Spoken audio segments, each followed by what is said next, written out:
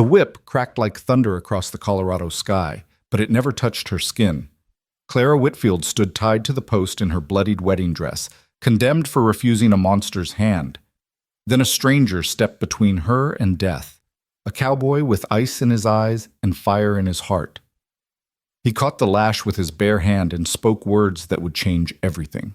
"She's already taken." This is their story. Stay with me until the end and drop a comment with your city so I can see how far this tale has traveled across the world. The sun hung low over Clearwater, Colorado, painting the dusty main street in shades of copper and blood. It was the kind of evening that should have been peaceful, the kind where families gathered on porches and children chased fireflies through the dying light. But there was nothing peaceful about this day, nothing gentle about the crowd that had gathered in the town square, their faces drawn with shame and fear, their eyes fixed on the horror unfolding before them. Clara Whitfield stood at the center of it all, her wrists bound to the weathered whipping post that had seen too much cruelty in its years.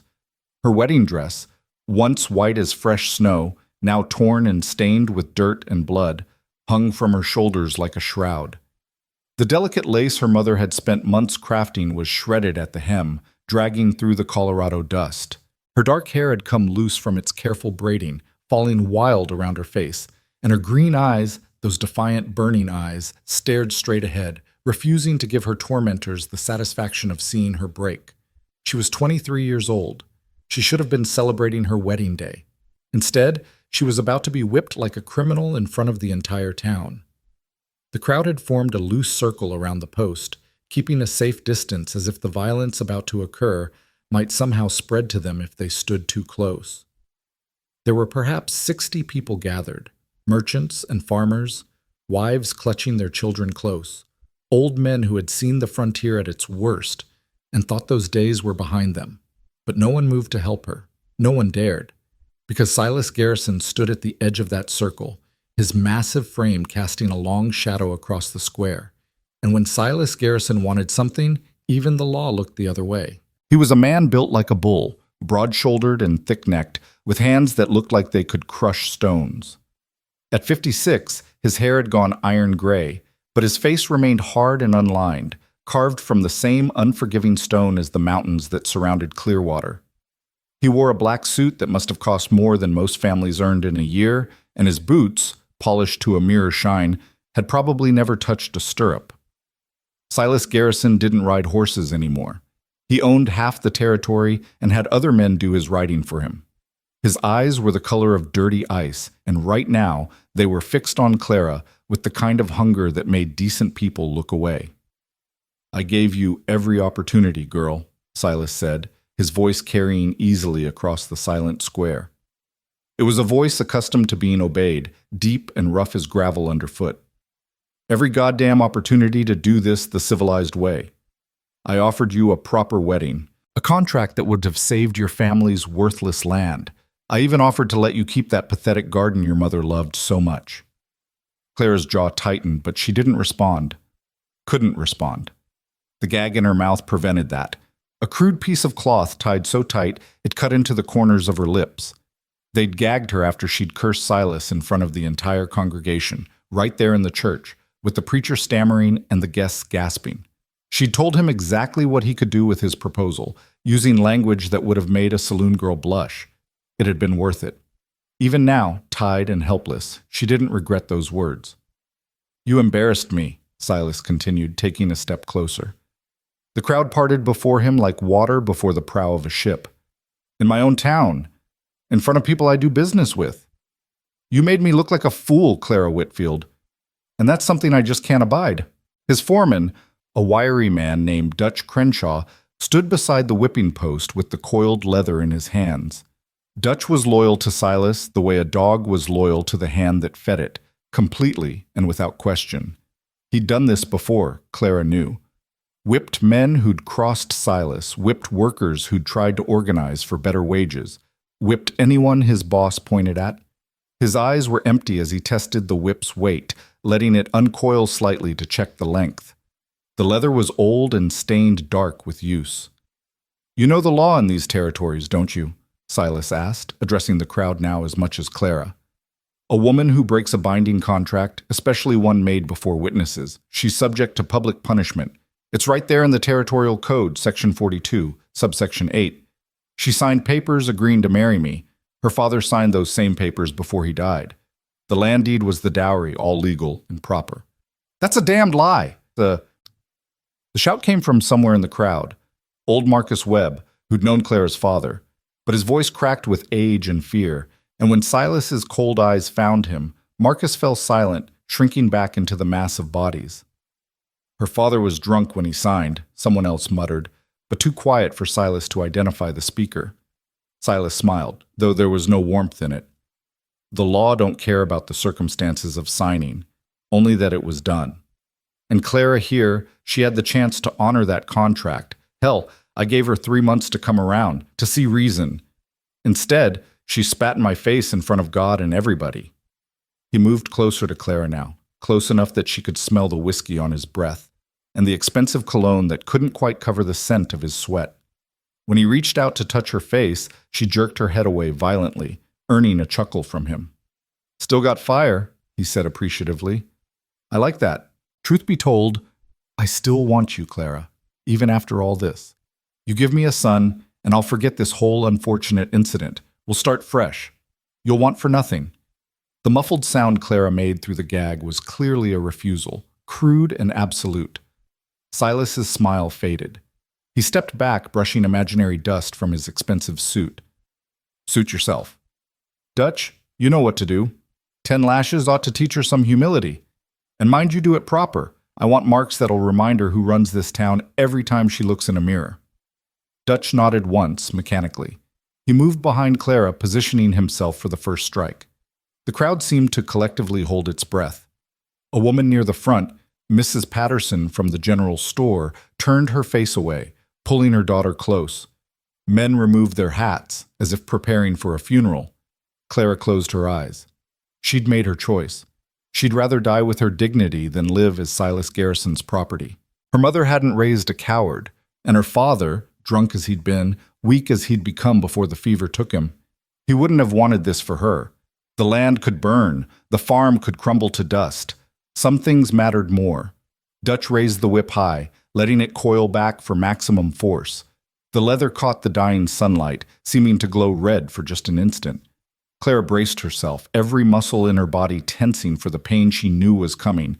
The whip cracked through the air like a rifle shot, but the scream that followed wasn't Clara's. It was Dutch's.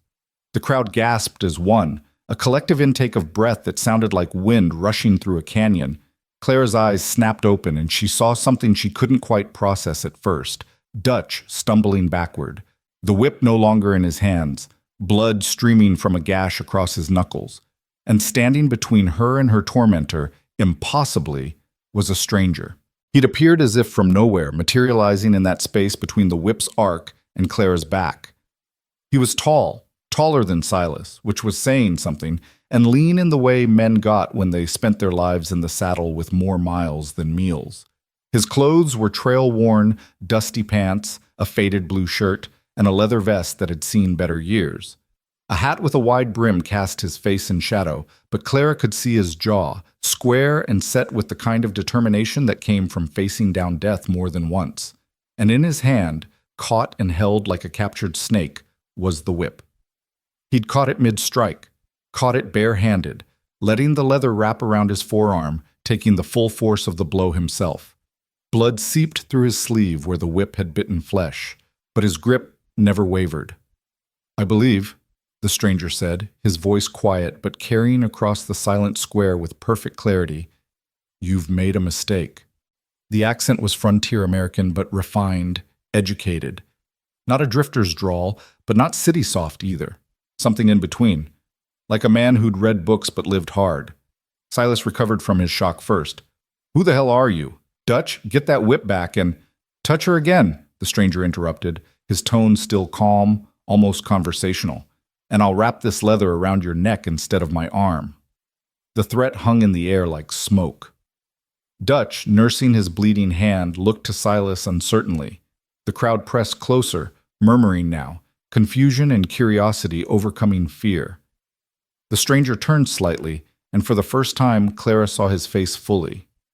He was younger than she'd expected from his bearing, maybe 30, with features that were more angular than handsome, weathered by sun and wind. But his eyes were the color of winter sky, pale blue and absolutely steady.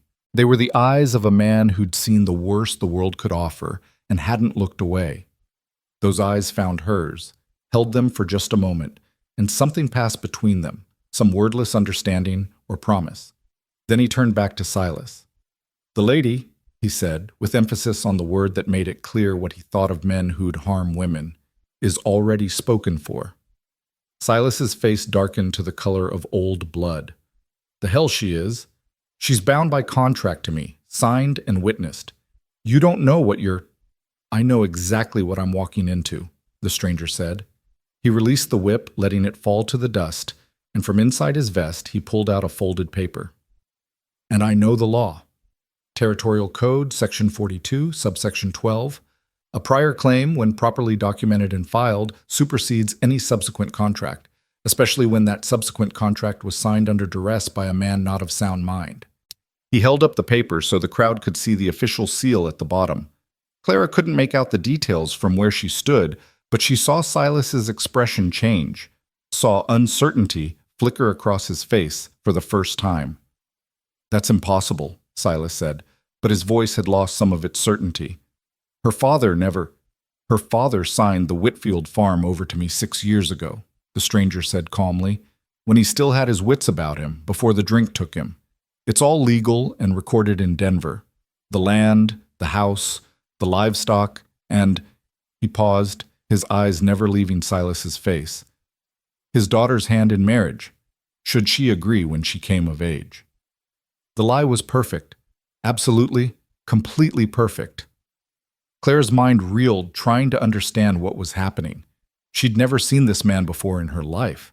Her father had never mentioned selling the farm to anyone, but the stranger spoke with such confidence, such authority, that even she almost believed it. "She came of age 3 years ago," the stranger continued. "We've been corresponding by letter ever since, making arrangements. I came to Clearwater to finally claim what's mine, my land and my bride. And I find her tied to a post like a criminal, about to be brutalized by a man with a fake contract and a false claim."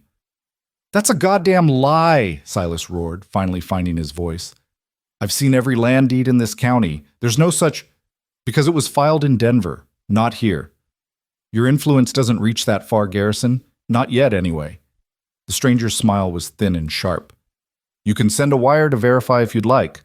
The clerk's office will confirm every word, though I suspect by the time you get a response, your 30-day window to contest will have expired."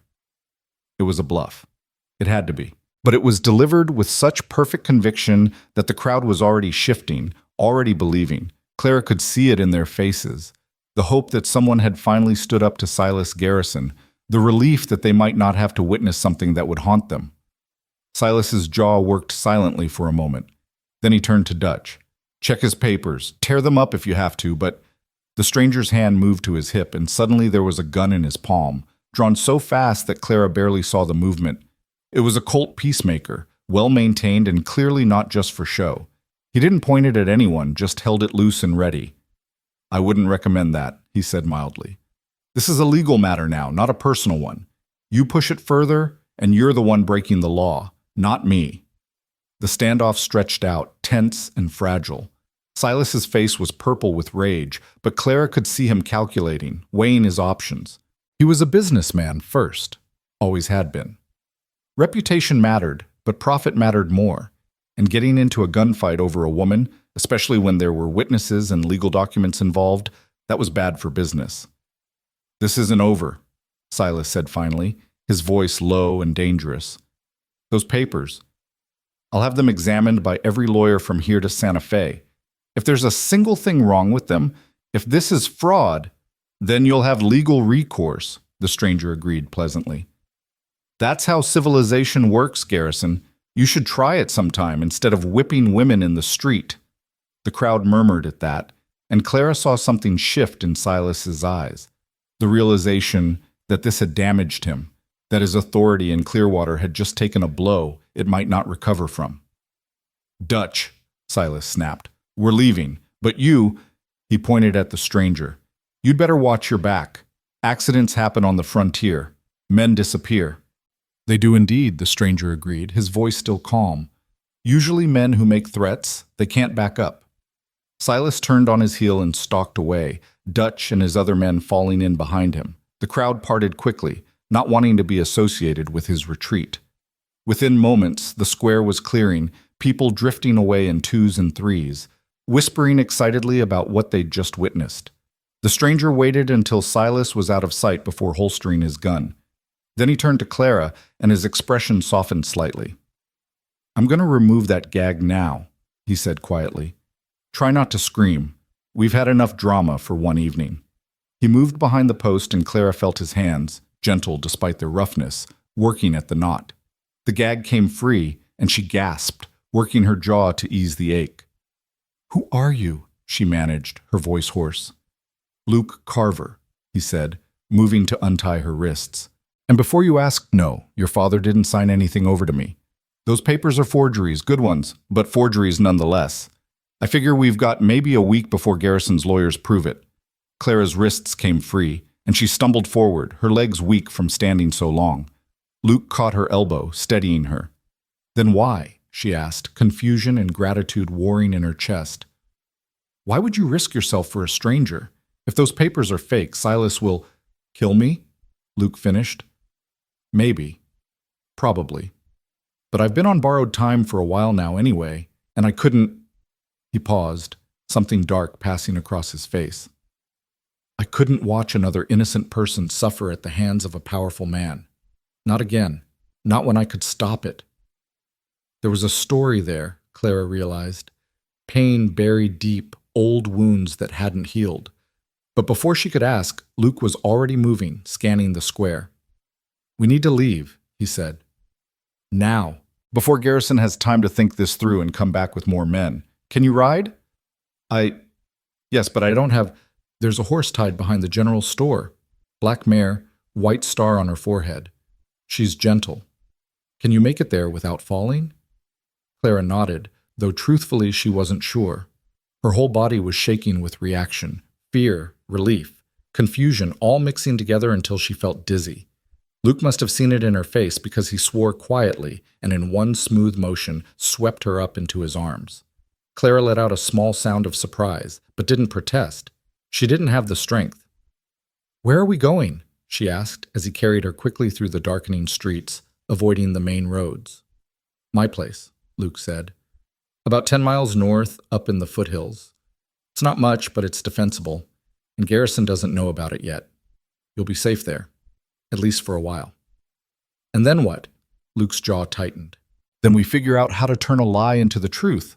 Or we run. Either way, we've got some decisions to make." They reached the horse, exactly as he'd described, and Luke set Clara down gently before untying the reins. The mare nickered softly, and Luke murmured something soothing to her before turning back to Clara. "I know this is all happening too fast," he said. "I know you've got no reason to trust me. But right now, I'm the only thing standing between you and Silas Garrison. So I'm asking you to trust me for just tonight, just until we're somewhere safe. Then you can ask all your questions, and I'll answer every damn one of them. Deal?" Clara looked at him, this stranger who'd appeared like something out of a dime novel, who'd risked his life for someone he'd never met, who'd somehow known exactly what to say and do to stop the unstoppable Silas Garrison. His arm was still bleeding from where the whip had struck, soaking through his sleeve, but he hadn't so much as flinched. "Deal," she whispered. Luke nodded once, then swung up into the saddle with easy grace. He offered his hand down to Clara, and she took it, letting him pull her up behind him. She had to hitch up her ruined wedding dress to sit properly, and she felt absurdly aware of the impropriety of it, riding behind a strange man, her arms wrapped around his waist, in a torn dress that showed her petticoats. But propriety seemed like a small concern when the alternative had been a whipping post and a forced marriage to a monster. "Hold tight," Luke said, and then they were moving, the mare's hooves kicking up dust as they left Clearwater behind. Clara pressed her face against Luke's back, feeling the solid warmth of him, the steady rhythm of his breathing. Behind them, the town grew smaller, its lights beginning to flicker on against the gathering darkness.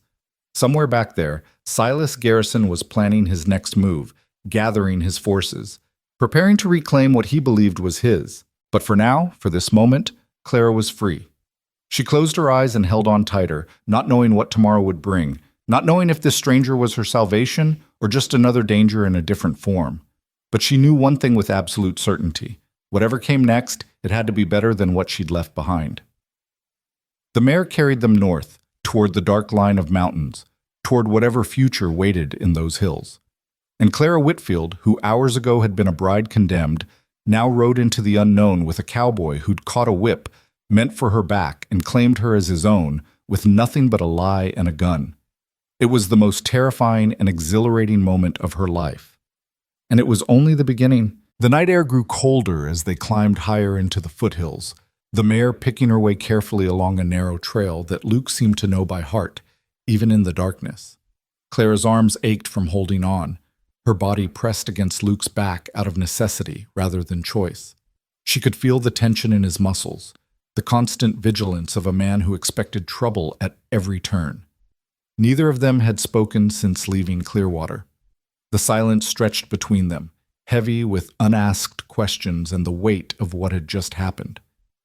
Clara's mind kept replaying the moment the whip had cracked through the air, the impossible speed with which Luke had moved, the cold authority in his voice when he'd faced down Silas Garrison. Who was this man? And more importantly, what did he want from her? The trail wound through stands of ponderosa pine, their scent sharp and clean in the mountain air. Occasionally, Clara caught glimpses of Clearwater far below, its scattered lights looking small and distant, like fallen stars. She wondered if her few friends were talking about what had happened, if Mrs. Patterson was telling her daughter that sometimes God sent angels in unexpected forms, if old Marcus Webb was drinking to the memory of her father and cursing himself for not standing up to Silas. She wondered if Silas was already planning his revenge. "Not much further now," Luke said suddenly, his voice startling her. It was the first either of them had spoken in nearly an hour. "There's a spot up ahead where the trail widens. We'll rest the horse there for a minute." Clara nodded against his back, then realized he couldn't see her. "All right," she managed, her voice barely above a whisper. True to his word, the trail soon opened into a small clearing where a stream tumbled down over smooth rocks, catching the moonlight. Luke dismounted first, then reached up to help Clara down. Her legs nearly buckled when her feet hit the ground, stiff from riding and weak from the day's trauma. Luke's hands steadied her, strong and sure. "Easy," he said. "Take a minute.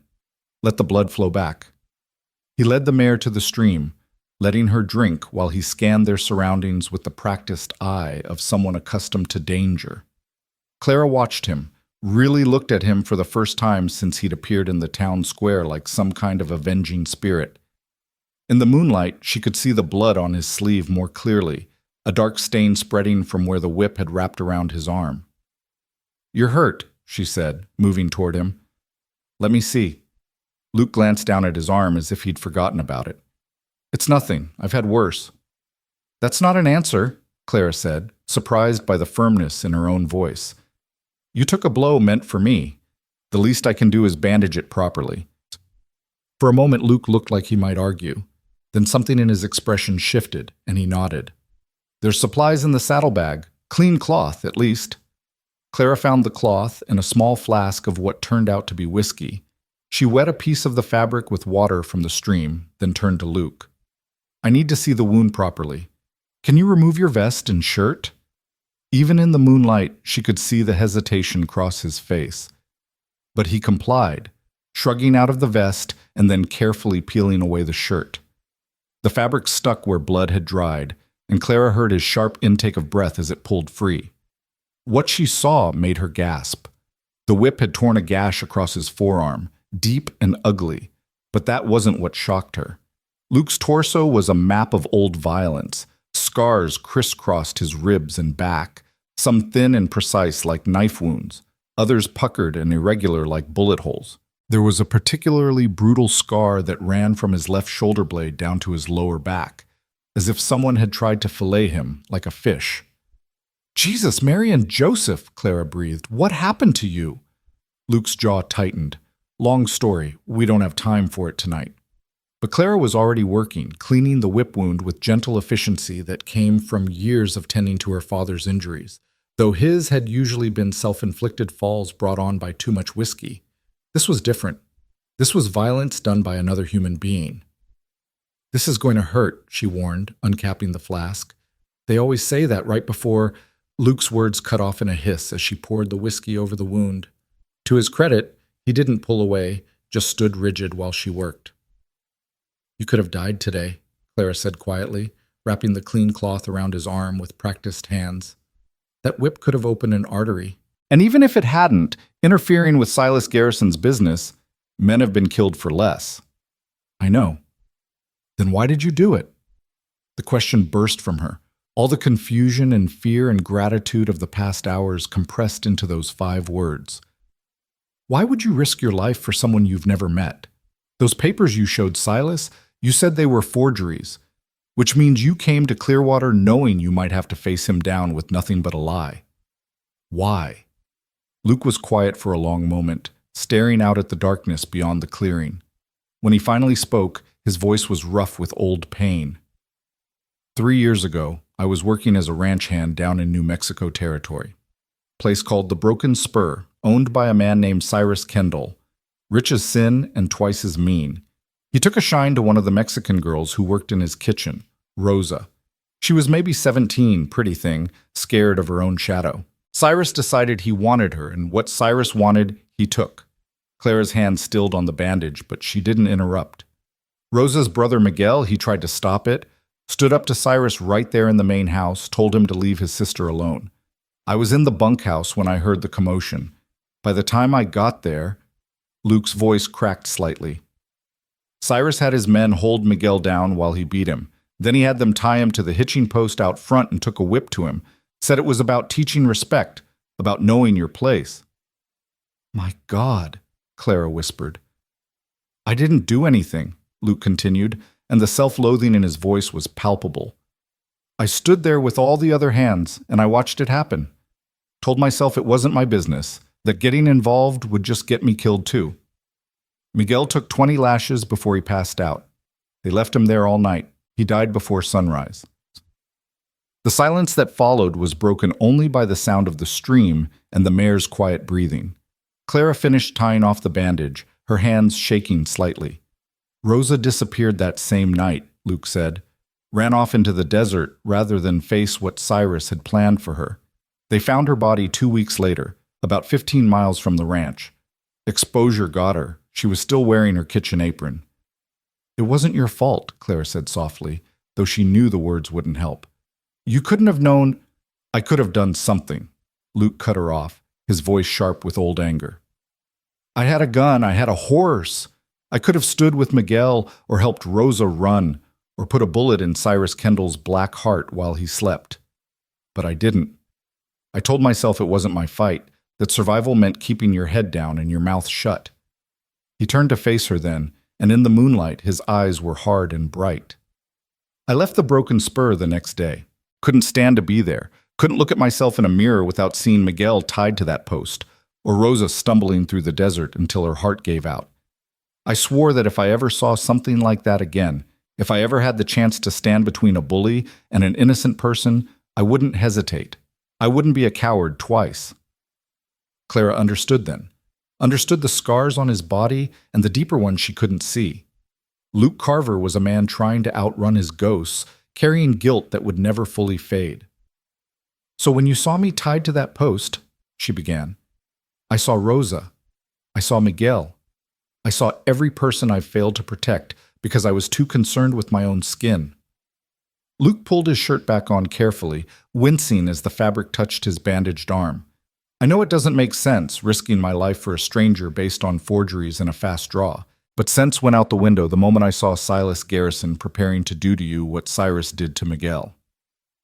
Clara felt something shift in her chest, a strange mixture of sorrow for this broken, brave man and gratitude that his demons had driven him to save her. She reached out and touched his hand, the first time she'd initiated contact. "Thank you," she said simply, "for being a better man this time, for not looking away. Luke's fingers curled around hers, warm and calloused. Don't thank me yet. All I've done is buy you time and paint a target on both our backs. Garrison won't let this stand. Once his lawyers prove those papers are fake, and they will, he'll come for both of us. Then what do we do? Luke helped her back onto the mare, then swung up behind her this time, his arms coming around her to hold the reins. The change in position meant Clara could lean back against his chest, could feel the steady beat of his heart against her shoulder blade. We have options, he said as they started moving again, following the trail higher into the mountains. First option, we run. I've got enough saved to get us to California, maybe Oregon.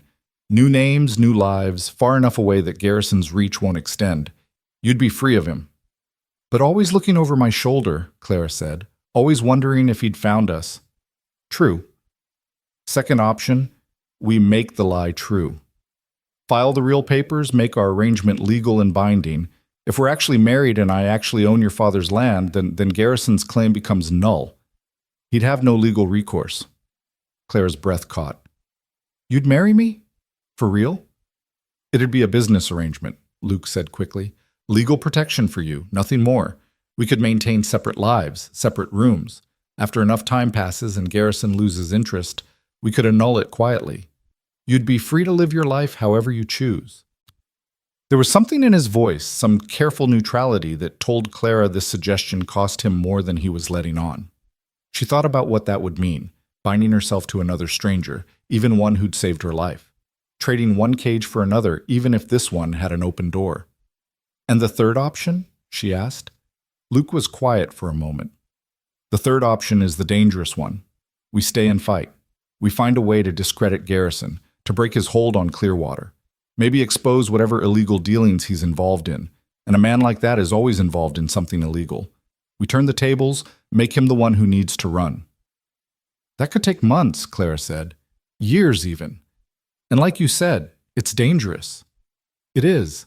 But it's also the only option that actually solves the problem instead of just running from it. Other women have probably suffered at Garrison's hands. Other families been ruined by his greed. Someone needs to stand against him eventually. Clara closed her eyes, feeling the sway of the horse beneath her, the solid warmth of Luke at her back. 3 options, each with its own risks and costs. Freedom bought with constant fear, protection purchased with a false marriage, or justice sought at the price of danger. I need time to think, she said finally. You'll have it. We've got at least a few days before Garrison makes his move. Use them to decide what you want, Clara. This is your life. Don't let me or Garrison or anyone else make your choices for you. The trail began to level out, and Clara saw lights ahead, a small cabin nestled against the mountainside, smoke rising from its chimney. It was humble, maybe 4 rooms at most, with a small barn off to one side and a corral that held 2 more horses. Home, Luke said, and there was something almost apologetic in his voice. It's not much, but it's mine. Free and clear, no mortgage or claim against it. Bought it with honest money from honest work. You'll be safe here, Clara. I give you my word. He dismounted and helped her down, then led the mare toward the barn. Clara stood in front of the cabin, looking up at the dark mountains that surrounded it. She could still see a faint glow on the horizon where Clearwater lay, could imagine Silas there, plotting and planning. But up here, in this hidden place, she felt something she hadn't experienced in months. Hope. Luke emerged from the barn and walked to the cabin door, producing a key from his pocket. I should warn you, he said, turning back to her. I wasn't expecting company. Place might be a bit rough. I was about to be whipped in the town square, Clara said dryly. I think I can handle a dusty cabin. That earned her a small smile, the first real one she'd seen from him. It transformed his face, making him look younger, less haunted. Then he opened the door and gestured for her to enter. The cabin's interior was indeed rough, but clean. A stone fireplace dominated one wall, with embers still glowing from a fire Luke must have started before heading into town. There was a simple kitchen area with a cast-iron stove, a wooden table with 2 chairs, and what looked like a bedroom door on the far wall. Shelves lined the walls, holding books, more books than Clara would have expected. She saw Shakespeare and Dickens, treatises on law and land management, even a few dime novels tucked in between the more serious volumes. You read, she said, surprised. Luke shrugged, moving to stoke the fire back to life. Got to do something with the long winter nights, and I learned young that knowledge is its own kind of weapon. Those law books are what helped me forge the papers I showed Garrison. Had to know exactly what they'd look for, how to make it convincing. Clara moved closer to the shelves, running her fingers along the spines. My mother loved books. She taught me to read when I was 4 years old, used to make up stories about the characters in our favorite novels. My father thought it was foolish, teaching a girl more than basic reading and sums, said it would give me ideas above my station. And did it? Luke asked, bringing the fire to a healthy blaze. Oh yes, Clara said, a sad smile touching her lips. Ideas about choice and freedom, about women who determine their own futures. Ideas that made me refuse Silas Garrison even when it meant losing everything. Luke straightened, studying her in the firelight. Your mother sounds like she was a remarkable woman. She was. She died when I was 15. Pneumonia took her over the course of a week. After that, my father just gave up. Started drinking more, caring less. The farm fell apart. The debts piled up. By the time he died last year, there was nothing left but the land itself. And apparently even that wasn't really ours anymore. The bitterness in her voice surprised her. She'd thought she'd made peace with her father's weakness, with the way he'd drunk himself to death, and left her with nothing but problems. But standing here in Luke's cabin, safe for the first time in months, the anger bubbled up fresh and hot. He signed that contract with Garrison 3 months before he died, she continued. Came home one night, drunk as always, and told me I was to marry Silas come spring. Said it was all arranged, that Silas would pay off the debts, and I'd want for nothing. When I refused, he hit me. First time he'd ever raised a hand to me. He cried after, apologized, but the damage was done. Then he died, and I thought maybe I could contest the contract, claim it was signed under duress or while he was intoxicated. But Garrison had witnesses, all his men, swearing my father was sober and willing. Paid witnesses, Luke said. Of course. But their word against mine, a young unmarried woman with no money and no family? I never had a chance. Clara turned away from the books, wrapping her arms around herself. I tried to run, twice. First time Garrison's men caught me before I made it 5 miles. Second time I made it all the way to Denver. Thought I'd lost them. Got a job in a boarding house. Started to think maybe I'd escaped. Then one night Dutch showed up at my door with 2 other men. Dragged me back to Clearwater, and Garrison locked me in a room above the saloon for 2 weeks to think about my choices. Luke's hands clenched into fists. He imprisoned you? He called it protective custody, said I was clearly unstable, prone to fits of hysteria, and he was just keeping me safe until the wedding. The whole town knew, but no one did anything. Sheriff Hayes is in Garrison's pocket, and the circuit judge won't be through for another month. I was trapped. How did you get out? Clara laughed, but there was no humor in it. Mrs. Patterson, sweet, timid Mrs. Patterson who looks like she'd faint at the sight of blood. She snuck me a key and a horse, told me to run as far as I could. But I was stupid. Instead of running, I went to the church. Thought maybe I could convince Reverend Thomas to help me, to refuse to perform the ceremony. I was there when Garrison arrived with half the town. He said we were getting married right then, willing or not. That's when I cursed him in front of God and everybody.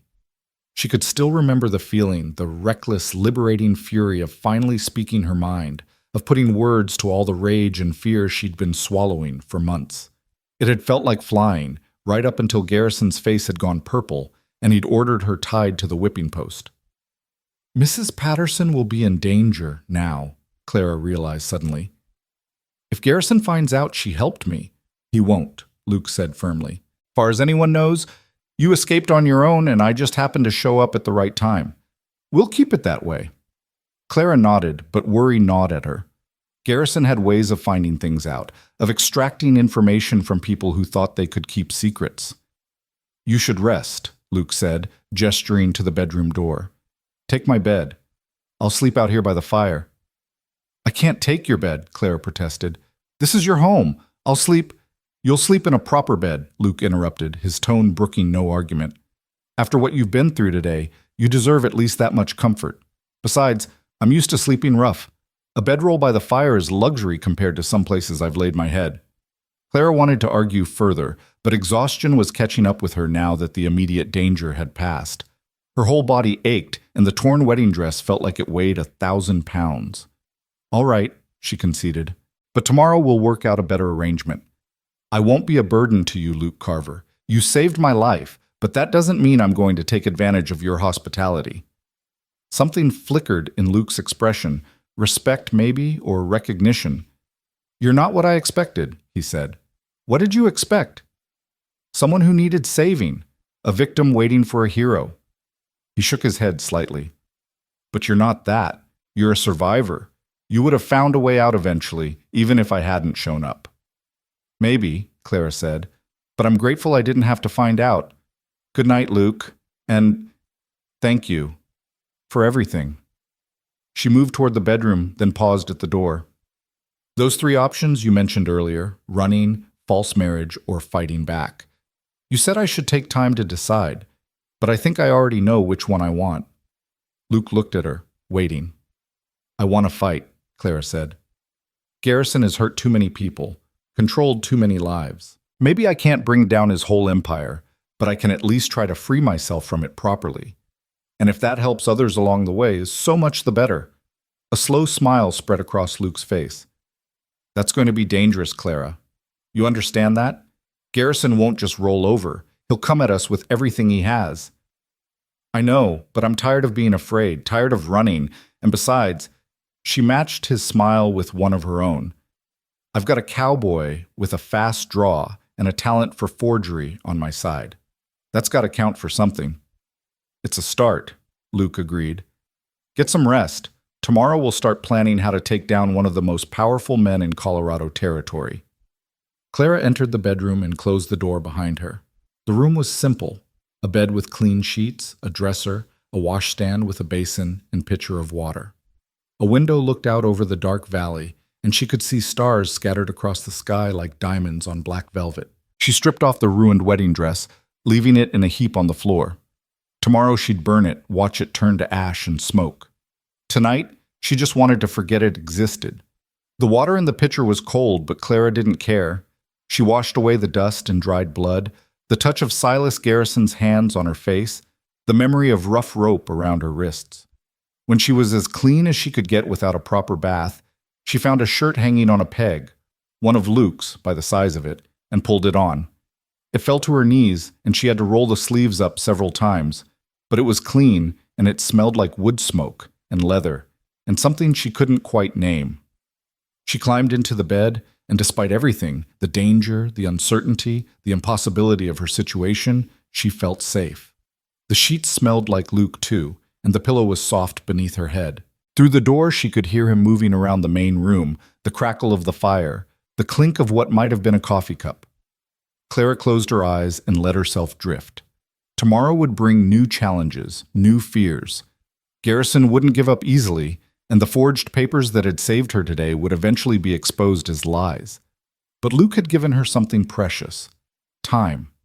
Time to plan, time to think, time to figure out how to turn the tables on a man who'd never faced real consequences for his actions. As sleep began to claim her, Clara's last conscious thought was of Luke standing in the town square, catching the whip meant for her back, his eyes cold as winter and his voice steady as stone. "She's already taken," he'd said, "already spoken for." It had been a lie then. But maybe, Clara thought, as darkness took her, it didn't have to stay one. In the main room, Luke sat by the fire with a cup of whiskey, staring into the flames. His arm throbbed where the whip had struck, and his old scars ached the way they always did when weather was changing. But physical pain was nothing new. He'd learned to live with it, to use it as a reminder that he was still alive, still capable of feeling. What he wasn't accustomed to was the protective fury that had consumed him when he'd seen Clara tied to that post. He'd told her about Miguel and Rosa, about the guilt that had driven him to intervene, but he hadn't told her everything. Hadn't told her how his hands had shaken when he'd stepped between her and Dutch's whip, or how close he'd come to putting a bullet in Silas Garrison's head right there in front of the whole town. Luke took a long drink, letting the whiskey burn down his throat. He thought he was past this, past caring about anything beyond his own survival, past feeling anything but the dull ache of old regrets. But Clara had changed that in the space of a few hours. Her defiance, her courage, the way she'd stood there waiting for the lash rather than submit to Garrison's will. It had awakened something in him he'd thought long dead. It was dangerous, this feeling. Dangerous for him and potentially fatal for her, because men like Silas Garrison didn't lose gracefully, and when they struck back, they aimed to destroy everything in their path. Luke's forged papers would buy them a week at most. After that, Garrison would come with lawyers and guns, and Luke would have to be ready. Would have to be smart and fast and ruthless in ways he'd tried to leave behind. He stood and moved to the window, looking out at the darkness. Somewhere down there, Garrison was planning. Somewhere, Dutch was nursing his injured hand and dreaming of revenge. Somewhere, the wheels of violence and retribution were already turning.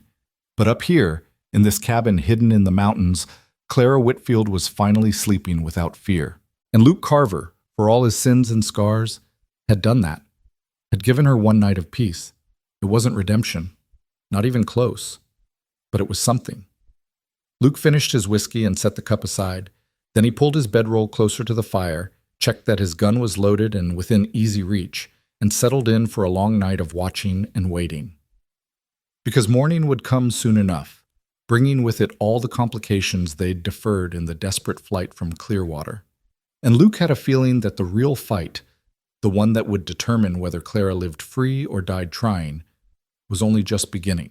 Dawn broke cold and clear over the mountains, spilling golden light through the cabin windows and pulling Clara from the first dreamless sleep she'd had in months. For a brief, disoriented moment, she didn't remember where she was. Then it all came rushing back. The whipping post, Luke's intervention, the desperate ride through the darkness. She sat up quickly, Luke's oversized shirt tangling around her legs, and listened. The cabin was silent except for the crackling of a fire that must have been recently stoked. Clara slipped out of bed and moved to the window, peering out at the valley below. Morning mist clung to the hollows, and she could see the faint ribbon of the trail they'd followed last night. No riders, no dust clouds, no signs of pursuit. Yet, she found her ruined wedding dress where she'd left it and stared at it for a long moment, feeling a complicated mix of emotions. Part of her wanted to burn it immediately, to watch the symbol of her near enslavement turn to ash. But another part recognized that it might be useful evidence later, proof of what Garrison had tried to do. She folded it carefully and set it aside, then splashed cold water on her face from the basin. When she emerged from the bedroom, she found Luke at the stove, cooking what smelled like bacon and coffee. He'd changed his shirt, and she could see fresh blood seeping through the bandage on his arm. He glanced up when he heard her, and something shifted in his expression, surprise maybe, at seeing her in his shirt with her hair loose around her shoulders. "Morning," he said, his voice carefully neutral. "Hope you don't mind. I figured we both needed a proper breakfast before we start tackling today's problems." "I don't mind," Clara said, suddenly aware of how intimate this felt. Standing in a man's kitchen wearing his clothes, watching him cook for her. "How's your arm?" "Been worse." Luke turned back to the stove, flipping bacon with practiced ease. "There's a trunk in the bedroom with some clothes that might fit you better than my shirt. They belong to someone else, but they're clean and serviceable." Clara heard the hesitation, the story he wasn't telling.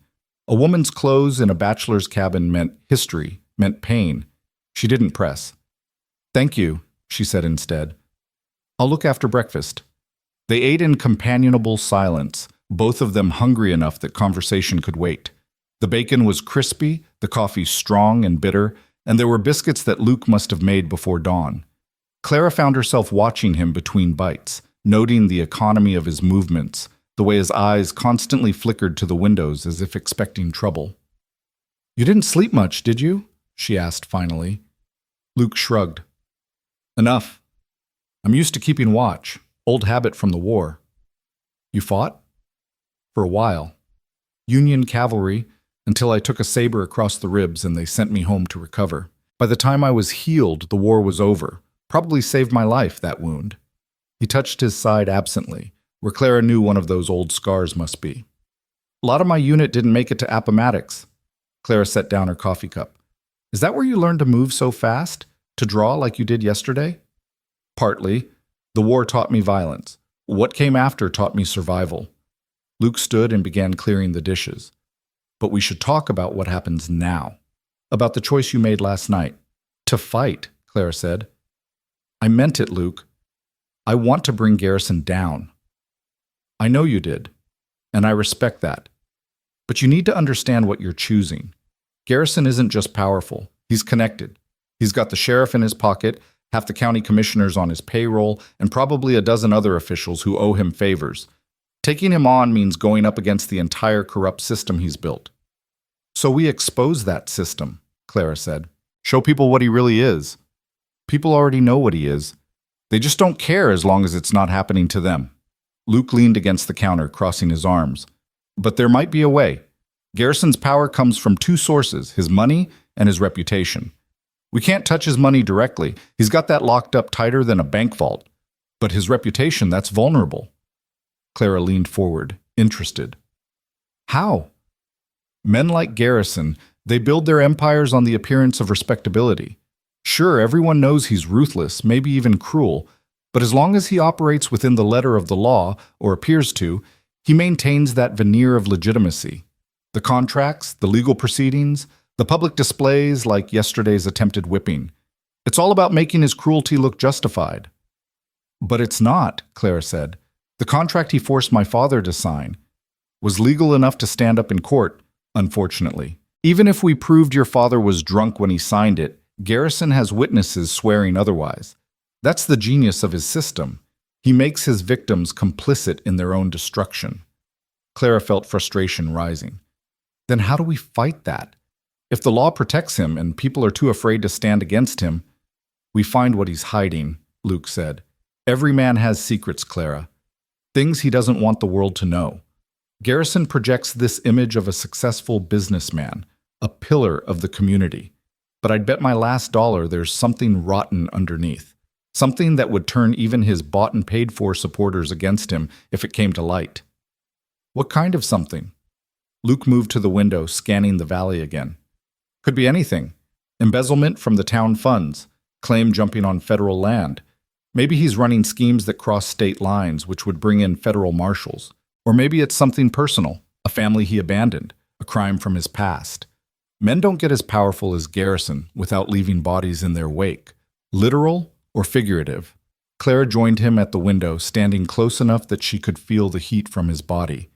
So we need to investigate him, dig into his past, find the skeleton in his closet. That's the idea. But it won't be easy. Garrison keeps his secrets well guarded, and asking too many questions will tip him off that we're not just running or hiding. What about your forged papers? Clara asked. How long before he proves they're fake? 3 days? Maybe 4 if we're lucky. He'll have sent telegrams to Denver by now, demanding they check the land office records. When they come back showing no such filing exists, he'll know for certain. After that, he'll move fast. Probably get the sheriff to issue a warrant for my arrest on fraud charges. Then come after both of us. 3 days. Clara felt the weight of that deadline settling over her. 3 days to find something damning enough to destroy Silas Garrison's empire. Or 3 days until they'd have to run or fight with no ammunition but desperation. Then we'd better start now, she said. Where do we begin? Luke turned to face her, and she saw approval in his eyes. We start with what we know. Garrison came to Clearwater about 15 years ago, already wealthy. Before that, no one seems to know much about him. That's our first question. Where did his money come from? Men don't just appear out of nowhere with the kind of capital he had. Who would know? Old-timers mostly, people who were here when he arrived. The problem is, most of them are either dead, bought off, or too scared to talk. Luke paused, thinking. But there's one person who might help. Amos Brennan. He runs the telegraph office, been there for 20 years. He's also about the only man in Clearwater who seems immune to Garrison's influence. Clara knew Amos slightly, a gruff, solitary man who kept to himself and had a reputation for absolute discretion about the messages he transmitted. You think he'd talk to us? Maybe, if we approach it right. Amos doesn't like Garrison, but he's also not stupid. We'd need to give him a reason to risk himself. What about Mrs. Patterson? Claire asked. She helped me before. Maybe she knows something. Luke shook his head. Too dangerous for her. Garrison might already suspect she was involved in your escape. We bring her into this, we're painting a target on her back. He was right, Clara knew, but it chafed. She hated the idea of good people suffering while monsters like Garrison walked free. There's another angle, Luke said. Garrison's business dealings. He owns the bank, half a dozen businesses in town, and probably twice that in surrounding areas. That kind of expansion requires documentation. Loan papers, property deeds, business licenses. If there's fraud anywhere in his empire, it'll be in those records. How do we get access to them? The county clerk's office keeps copies of all property transactions. It's public record technically, but I doubt Garrison would let us just walk in and start browsing through his files. Clara thought for a moment. What if we didn't walk in? What if we broke in? Luke raised an eyebrow. Breaking into a government building is a serious crime, Clara. We get caught. Garrison won't need fake charges to throw us in jail. But if we don't get caught, we might find exactly what we need. Clara felt energy building inside her, the same reckless courage that had driven her to curse Garrison in the church. The clerk's office is in the town hall, right? Next to the sheriff's office? Which makes it incredibly dangerous. Or incredibly perfect. Everyone would assume we'd never be stupid enough to break in right under Sheriff Hayes' nose. They won't be watching for it. Luke studied her for a long moment, and Clara could see him weighing the risks, calculating odds. Finally, he nodded slowly. It's insane. Completely, utterly insane. Which means it might just work. But we'd need to plan it carefully. The town hall locks up at sunset, and Hayes usually does a round every 2 hours through the night. So we go in between rounds. 2 hours should be enough time to search the files. Assuming we can pick the lock, avoid making noise and get out before Hayes comes back. Luke moved to the table and pulled out paper and a pencil. We'll need to scout it first, figure out the layout, identify any problems. I know the layout, Clara said. I've been in the clerk's office before, when my father was alive and still managing the farm properly. The property records are filed by year and then alphabetically by owner name. Garrison's files would be in multiple years, but they'd be together in each section. Luke began sketching a rough map of the town hall. Tell me everything you remember. Every detail could matter. For the next hour, they planned. Clara described the clerk's office, the rows of filing cabinets, the desk where the clerk worked, the windows that looked out onto the street. Luke added details about the sheriff's office, the patrol patterns he'd observed, the blind spots in the building's security. We'll need a distraction, Luke said finally. Something to pull Hayes away from the town hall if he decides to make an early round. What kind of distraction? I'm thinking a fire. Nothing dangerous, just enough smoke to get attention. Maybe in one of the empty buildings on the east end of town. Hayes will have to respond, and it'll give us the time we need. Clara felt a flutter of nerves. This was real. They were actually planning to break into the town hall to steal records that might bring down Silas Garrison. If they succeeded, it could change everything. If they failed... When? She asked. Tonight. The longer we wait, the more time Garrison has to make his move. And we need to do this while those forged papers are still giving us cover, making him think we're just sitting here waiting for his lawyers to disprove our claim. Won't he be watching the cabin? Probably has men on the trail right now. But there's another way down the mountain, an old mining track that comes out near the Miller farm, about 3 miles from town. We can use that, circle around, come into Clearwater from the south where he won't be expecting us. Clara felt her heart racing. This was happening. Tonight they would walk back into danger, back into Garrison's territory, and try to steal the evidence they needed to destroy him. I should change, she said. Find those clothes you mentioned. Luke nodded, his expression serious. Clara, before you do, you should know that once we commit to this, there's no going back. If Garrison catches us, he'll kill us. Maybe not immediately, but eventually. He can't afford to let us live, not after we've challenged him so publicly. I know. And even if we succeed, even if we find evidence and expose him, he might still come after us. Men like Garrison don't accept defeat.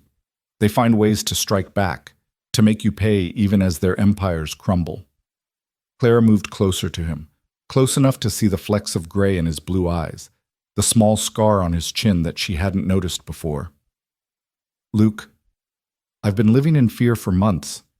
Fear of Garrison, fear of what he'd do to me, fear of a future trapped in a marriage that would slowly kill everything I am. Yesterday, tied to that post, I thought I was going to die. Or worse, that I'd survive and be broken. She reached out and touched his hand, the one that had caught the whip meant for her back. But you gave me something more valuable than safety. You gave me a choice, the chance to fight back, to maybe make a difference. I won't waste that. I won't let fear control me anymore. Luke's fingers curled around hers, warm and strong. You're remarkable, you know that? Most people would take the easy way out, run and hide and pray Garrison never finds them. Most people haven't had the luxury of learning that hiding doesn't work, that monsters like Garrison will always find you unless you make them stop looking. Clara squeezed his hand once, then released it. I'll get changed. We should probably rest before tonight. It's going to be a long one. She returned to the bedroom and opened the trunk Luke had mentioned. Inside were women's clothes, simple dresses, practical skirts and blouses, undergarments that had been carefully folded and preserved. Clara pulled out a dark blue dress that looked like it would fit, along with the necessary undergarments. As she changed, she couldn't help wondering about the woman who'd worn these clothes. Someone Luke had cared about clearly. Someone who'd left or died or disappeared from his life, leaving only these garments behind. Another ghost to add to the collection that seemed to haunt him. The dress fit reasonably well, a bit loose in the waist but otherwise serviceable. There were boots, too, worn but sturdy. Clara laced them up and checked her reflection in the small mirror above the dresser. She looked different than she had yesterday, older somehow, harder. The girl who'd stood in the church and cursed Silas. Garrison felt like a stranger. This person looking back at her was someone who could break into a government building and face down killers. She wasn't sure if that was progress or just a different kind of loss. When she emerged, Luke was cleaning his gun, checking the action with the careful attention of a man who knew his life might depend on it. He looked up when she entered, and something flickered across his face. Recognition, maybe, or memory. They fit, he said simply. They do. Luke, the woman who... Her name was Elizabeth, he said, cutting her off gently. She was my wife. Died 4 years ago of cholera, down in Texas. I couldn't save her, couldn't even hold her at the end. The doctors wouldn't let me near for fear I'd catch it too. Clara felt her heart break a little for him. I'm sorry. So am I. She was good, kind, deserved better than dying in a pest house, delirious and alone. Luke set the gun aside. I kept her clothes thinking maybe I'd give them to someone who needed them. Guess I finally found the right person. You loved her. I did. Still do, in a way. But she's gone, and I'm still here, and life keeps moving forward whether we're ready or not. He stood, rolling his shoulders as if to shake off the weight of memory. You should rest. We've got maybe 8 hours before we need to head into town. I'll keep watch. But Clara wasn't ready to rest, wasn't ready to be alone with her thoughts about what tonight might bring. Teach me, she said instead. Teach you what? To shoot. To fight. Whatever you think I need to know to survive what's coming. Luke hesitated. Clara, there's not enough time to... Then teach me what you can, even if it's just the basics. I won't be helpless again, Luke. I won't stand there waiting for someone else to save me. Something in her voice must have convinced him because he nodded slowly. All right, come on. He led her outside to a small clearing behind the cabin. The morning sun was fully up now, warming the air but not yet hot. Luke positioned her facing a large tree about 20 yards away, then stood behind her and placed his gun in her hands. It's heavier than you expect, he said, his voice close to her ear, and it kicks when you fire. Most people, first time they shoot, they close their eyes right before they pull the trigger. Fight that instinct. Keep your eyes open. Focus on your target. Clara felt the weight of the Colt in her hands, the cold metal against her palms. It was a thing designed for one purpose only, to kill. The thought should have frightened her. Instead, she felt a strange sense of power. Both hands, Luke instructed, adjusting her grip. Line up the sights with your target. Breathe in, let it out halfway, then squeeze the trigger gently. Don't jerk it. Clara did as he said, focusing on the tree trunk, on the rough bark that marked where she should aim. She breathed in, let it out, squeezed. The gun roared and bucked in her hands, the recoil driving her back a step. The shot went wide, kicking up dirt 3 feet to the left of the tree. Again, Luke said. You jerked it at the last second. Trust the process. Trust yourself. Clara raised the gun again, correcting her stance. This time when she fired, the bullet hit the tree, though far from where she'd aimed. Better, Luke said. 5 more shots. Make each one count. They worked together through the morning, Luke patient and methodical, Clara determined and focused. By the time the gun was empty, she was hitting the tree consistently, even if she couldn't control exactly where on the trunk the bullet struck. That's enough for now, Luke said, taking the gun back to reload it. You won't become a sharpshooter overnight, but at least now you know which end to point at the enemy. Will I have to use it tonight? Clara asked. I hope not. Best scenario, we get in and out without anyone knowing we were there. But if things go wrong, if we're cornered... He trailed off, meeting her eyes. Could you pull the trigger if you had to? If it was Garrison or Dutch or one of his men, and it was you or them? Clara thought about it honestly. Could she take a human life? Could she look another person in the eye and end them? 2 days ago, she would have said no, but that was before the whipping post, before she'd felt the absolute powerlessness of being at someone's mercy. Yes, she said. If it meant staying free, staying alive, yes, I could. Luke nodded, seeming satisfied with her answer. Then let's hope it doesn't come to that. Come on, let's head back inside. You should eat something, then rest.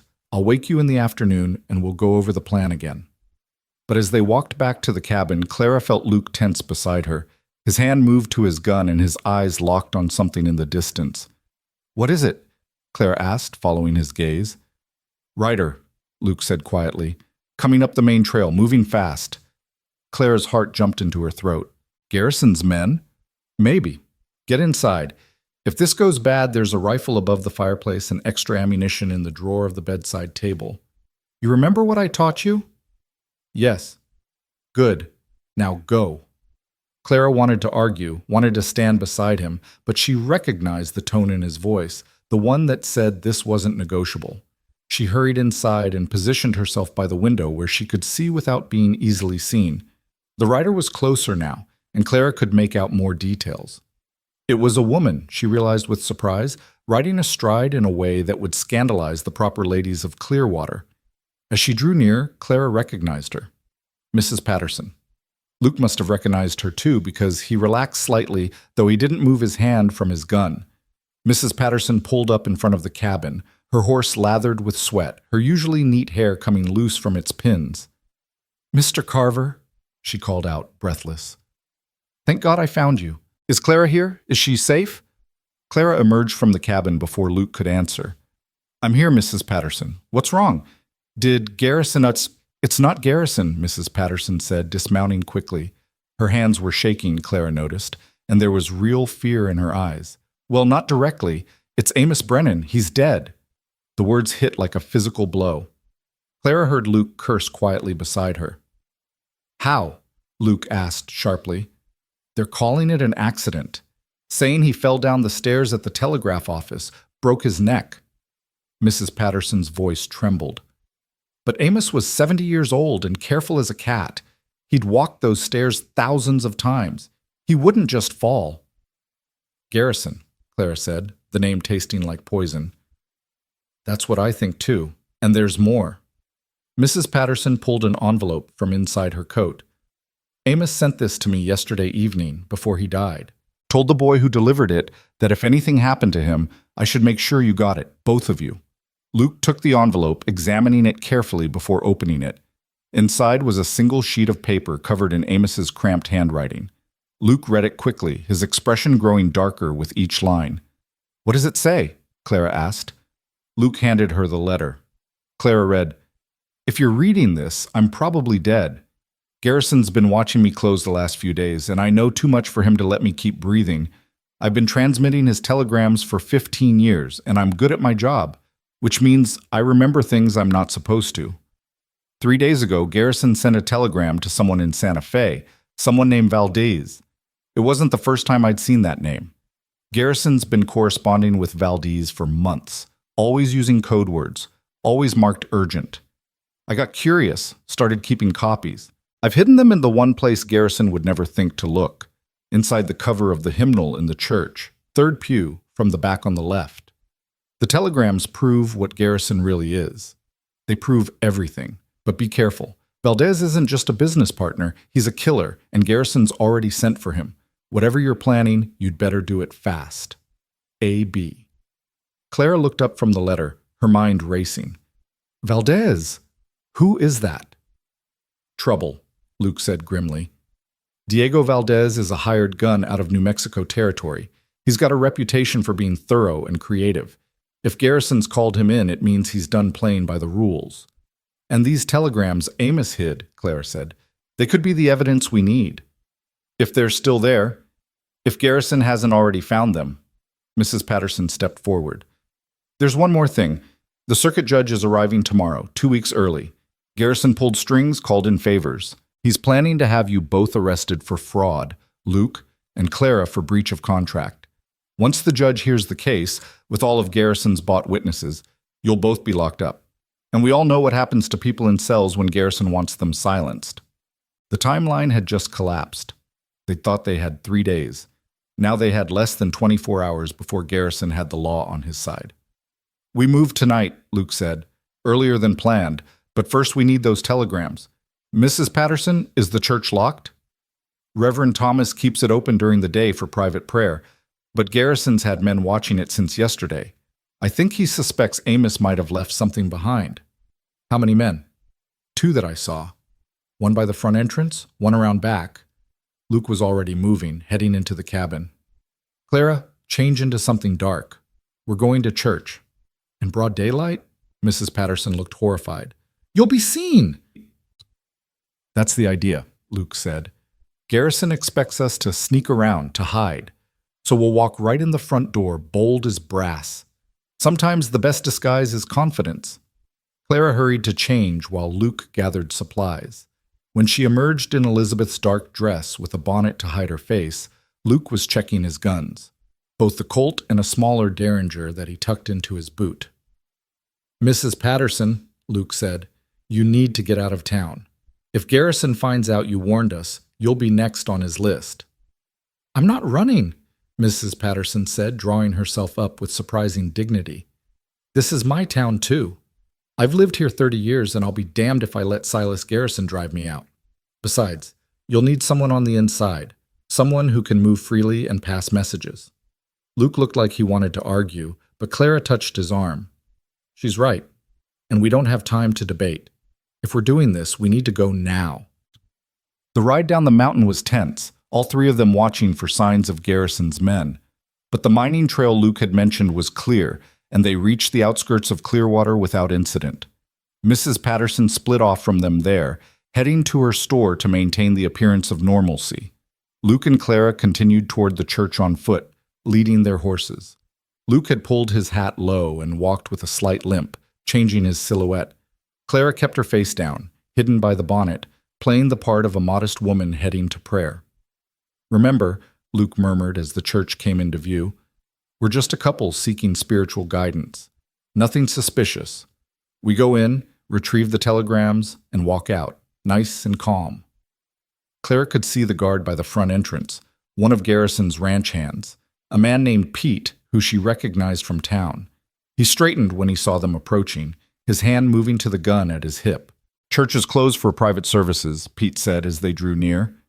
Since when does God's house close its doors? Luke replied, his accent shifting slightly, taking on a rougher edge. My wife and I need to pray. Our son's sick with fever, and the doctor says it could go either way. You going to tell a desperate father he can't ask the Lord for help? The lie was delivered with perfect conviction, with just enough grief in Luke's voice to sound genuine. Clara added to it by dabbing at her eyes with a handkerchief, playing the distraught mother. Pete shifted uncomfortably. I got orders. No one goes in without Mr. Garrison's say-so. Then get his say-so, Luke said. Go on. We'll wait right here. But every minute you waste is a minute my boy might be dying. Pete hesitated, clearly torn between his orders and the social pressure of denying a couple access to church in a time of crisis. Finally, he nodded. Wait here. Don't move. He turned and headed around the building, presumably to consult with the other guard. The moment he was out of sight, Luke grabbed Clara's hand and they moved quickly to the church entrance. "He'll be back in seconds," Luke whispered, pulling open the door. "Find that hymnal. Third pew from the back, left side." They slipped inside the church, and Clara was immediately struck by the smell. Incense and old wood and the ghost of Sunday sermons. The interior was dim, lit only by the sunlight filtering through stained glass windows. Clara rushed to the third pew from the back, found the hymnal, and opened the back cover. Nothing. Her heart sank. Garrison had found them first. They were too late. Then she noticed the hymnal in the rack in front of that pew, also in the third row from the back, technically. She grabbed it, opened the cover, and nearly sobbed with relief. Folded papers were tucked inside, covered in Amos's handwriting. "Got them," she hissed to Luke, who was watching the door. "Then we need to—" The door burst open and Pete rushed in, gun drawn, the second guard right behind him. "I knew it! You ain't got no sick kid! Hands up, both of you!" Luke's hands rose slowly, but Clara could see him calculating, looking for an opening. "Easy now. We're just here to pray." "You're here to steal something, more like. Mr. Garrison said you might try. Said you're getting desperate." Pete gestured with his gun. "You come with us. Mr. Garrison's going to want to see you both." "I don't think so," Luke said, and moved. It happened faster than Clara could follow. Luke's hand dropped to his gun, but instead of drawing, he grabbed a heavy candlestick from the nearby stand and hurled it at Pete. The guard jerked back instinctively, and in that moment, Luke closed the distance between them. The gun went off, deafeningly loud in the enclosed space, but the shot went wide. Luke had Pete's wrist, was twisting it brutally, and the gun clattered to the floor. The second guard was raising his weapon, trying to get a clear shot, and Clara did the only thing she could think of. She threw the hymnal at his face. It was a ridiculous weapon, but surprise was on her side. The guard flinched, and Clara rushed him, remembering what Luke had taught her about fighting. "Go for the vulnerable spots. Don't fight fair." She drove her knee up into his groin with all her strength. The guard made a strangled sound and doubled over. Clara grabbed his gun arm, trying to wrestle the weapon away, but he was stronger than her and fighting through the pain. Then Luke was there, having dispatched Pete with a brutal punch that left the man unconscious on the floor. He grabbed the second guard and slammed him against the wall, and within seconds both of Garrison's men were down. "Are you hurt?" Luke asked, breathing hard. "No, you?" "I'm fine, but we need to move. Those gunshots will bring every one of Garrison's men in town." He grabbed the telegrams from where Clara had dropped them and stuffed them inside his shirt. "Out the back. Now!" They ran through the church, bursting out the back door into the alley behind. Clara could already hear shouts, the sound of running feet. Garrison's men were converging on the church. "This way," Luke said, pulling her toward where they'd left the horses. But as they rounded the corner, they found their path blocked. Silas Garrison stood there with 6 armed men, and his smile was the most terrible thing Clara had ever seen. "Going somewhere?" Garrison asked pleasantly. "I do hope you were planning to stop by and say goodbye before leaving my town." Luke's hand moved toward his gun, but Garrison's men were already aiming at them, fingers on triggers. 6 against 1, even for someone as fast as Luke, were impossible odds. Clara felt her stomach drop as she realized they'd been outmaneuvered, outthought. Garrison had known exactly what they'd do, had been waiting for them. "I wouldn't," Garrison said, his voice mild but his eyes cold as winter ice. "My men are a bit jumpy after you assaulted Pete and Jimmy in the Lord's house. Be a shame if they accidentally shot you both. Accidents happen so easily these days, don't they? Just ask poor Amos Brennan." "You killed him," Clara said, the words escaping before she could stop them. "He was an old man who never hurt anyone, and you killed him." Garrison's smile widened. "I did no such thing. Amos had an unfortunate fall, very tragic. The whole town is mourning his loss." He took a step closer, and Clara could smell his cologne, expensive and cloying. "But I'll admit, I'm not entirely broken up about it. The old fool was getting senile seeing conspiracies where there were none. Started keeping records he shouldn't have kept. That's the problem with people who can't mind their own business. They tend to meet with accidents." "Like my father?" Clara asked, sudden understanding flooding through her. "His death wasn't from fever, was it? You needed his land, but he wouldn't sell unless he was desperate. So you made him desperate, made him drink more, destroyed his credit around town. isolated him until he had nowhere else to turn. Garrison's expression didn't change, but something flickered in his eyes. Acknowledgement, maybe, or pride in his own cleverness. Your father was a drunk, Clara. That's not my fault. I simply provided opportunities for him to indulge his weakness, and when he finally saw reason and agreed to my generous offer, well, that was just good business. You're a monster, Clara said. I'm a businessman. There's a difference, though I don't expect someone like you to understand it. Garrison gestured to his men. Take them. We'll let the judge decide their fate tomorrow. Until then, they can enjoy the hospitality of our fine jail. Luke's jaw tightened. Those papers I showed you weren't the only copies. I've got the originals filed safely away. You lock us up and they'll surface. Your lawyers will be fighting my claim for years. It was a bluff. Clara knew it and suspected Garrison did too. But the rancher hesitated, uncertainty crossing his face for just a moment. Then I guess we'll have to make sure you're not around to pursue that claim, Garrison said. Sheriff Hayes has been very concerned about the rising crime in our town. 2 dangerous criminals breaking into the church, assaulting honest citizens, attempting to steal property. Why, a man could get hurt resisting arrest. Could even get killed. Clara's blood ran cold. Garrison wasn't even pretending anymore. He was going to have them murdered and call it legal. Before you do something you can't undo, Luke said, his voice steady despite the guns pointed at him, you might want to know what we found in that church. What Amos left behind. Garrison's eyes narrowed. Empty threats won't save you, Carver. Not threats. Facts. Luke's hand moved slowly toward his shirt, and Garrison's men tensed. Easy. I'm just going to show you something. He pulled out one of the telegrams, unfolded it, and held it up so Garrison could see. Clara watched the rancher's face change as he read, watched the color drain from his cheeks. That's right, Luke said. Amos kept copies. Every telegram you sent to Diego Valdez, every instruction about eliminating competitors, every payment for services rendered, every detail of your arrangement with a known killer. This one here, it's particularly interesting. The one where you discuss eliminating Marcus Webb if he doesn't stop asking questions about land deeds. The one dated 3 days before Marcus's barn mysteriously burned down with him inside. Clara hadn't read all the telegrams yet, but she saw the truth of it on Garrison's face. Marcus Webb had died 6 months ago in a fire everyone had called accidental. But it hadn't been an accident. None of it had been accidents. There's more, Luke continued, his voice hardening. Telegrams about fraudulent land claims, about bribing county officials, about threatening families until they sold their property for pennies on the dollar. Amos documented 15 years of your crimes, Garrison. Every murder, every theft, every corrupt deal, and we've got them all. Give me those papers, Garrison demanded, his composure cracking. Give them to me now, or I'll... You'll what? Shoot us in front of witnesses? Luke gestured toward the street, where Clara could see townspeople gathering, drawn by the commotion. There's already a crowd forming. You kill us now, and you'll have to explain why. And once people start asking questions, once they start looking into Amos's death and these telegrams, your whole empire comes crashing down.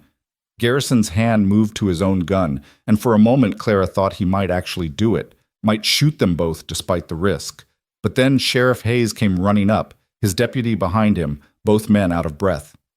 Mr. Garrison, we heard shots, Hayes said, then saw Luke and Clara. Are these the ones who broke into the church? They are, Garrison said, his voice tight with barely controlled rage. Arrest them. Assault, theft, trespassing. I want them locked up until the judge arrives tomorrow. Hayes moved forward, pulling out iron shackles, but Luke held up the telegram. Sheriff, before you do that, you might want to see what we found. Evidence of multiple murders, including Marcus Webb.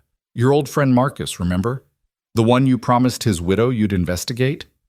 Hayes froze, his eyes moving from the telegram to Garrison and back again. Clara could see the conflict in his face, fear of Garrison warring with whatever vestige of conscience he still possessed.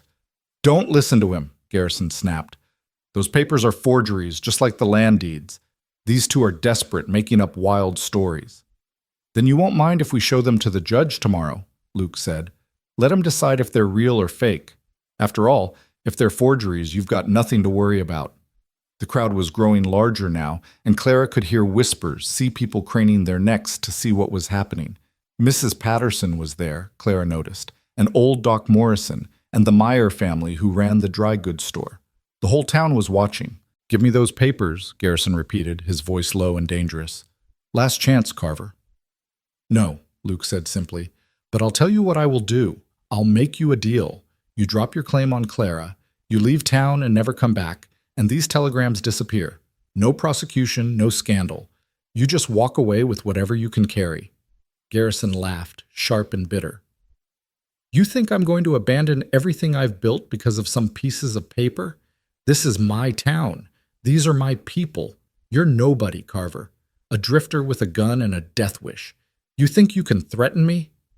"I don't think it," Luke said. "I know it, because you're not the only one who can play dirty, Garrison.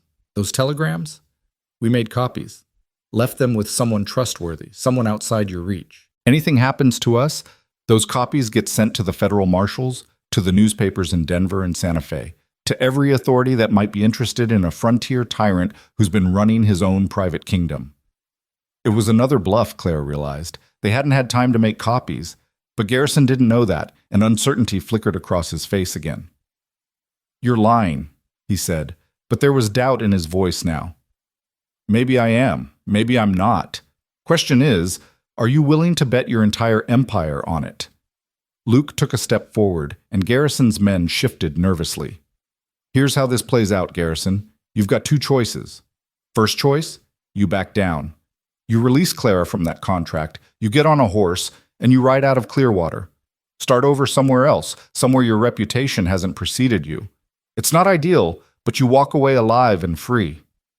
And the second choice? You push this. You have us arrested.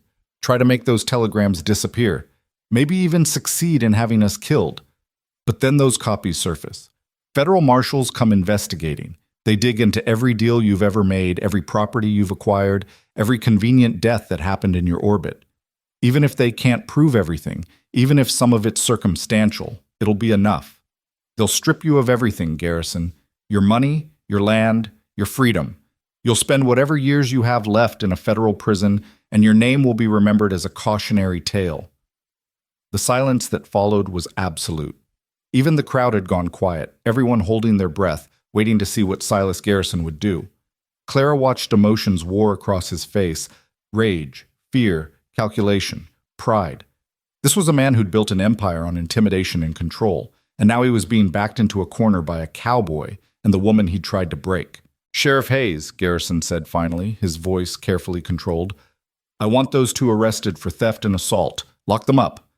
Hayes hesitated, glancing at the crowd, at the telegram still visible in Luke's hand. "Mr. Garrison, maybe we should—" "Now, Sheriff, that's an order." Hayes moved forward reluctantly, and Garrison's men closed in. Luke looked at Clara, and she saw the message in his eyes. "Trust me." He handed the telegrams to Hayes. "Read them, Sheriff," Luke said. "Every word. Then ask yourself if you want to be complicit in what they describe. Ask yourself if you can live with being Garrison's lapdog when the truth comes out." Hayes took the papers with shaking hands, and Garrison lunged for them. "Those are stolen property. You have no right." But Hayes stepped back, his eyes already scanning the first page. Clara watched his face change as he read, watched the color drain away, and then rush back in angry red.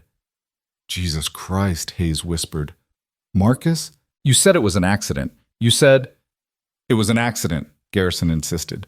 "Those are lies, forgeries designed to—" "This is Amos's handwriting," Hayes said, his voice growing stronger. "I've seen it 1,000 times. These are real, Garrison. You had Marcus killed, and Sarah Jennings, and Tom Butterfield, and—" He looked up, and for the first time since Clara had known him, Sheriff Hayes looked like a lawman instead of a coward. How many people have you murdered?" "I haven't murdered anyone," Garrison said, but his voice had lost its authority.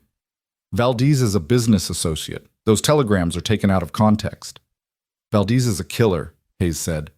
"Everyone knows it, and you've been paying him to eliminate anyone who stood in your way." He turned to his deputy. "Take Mr. Garrison into custody. Charges of conspiracy to commit murder, fraud, intimidation." "You can't arrest me," Garrison roared. I own you, Hayes. I own this whole goddamn town. Not anymore, Hayes said, and Clara heard something break in his voice.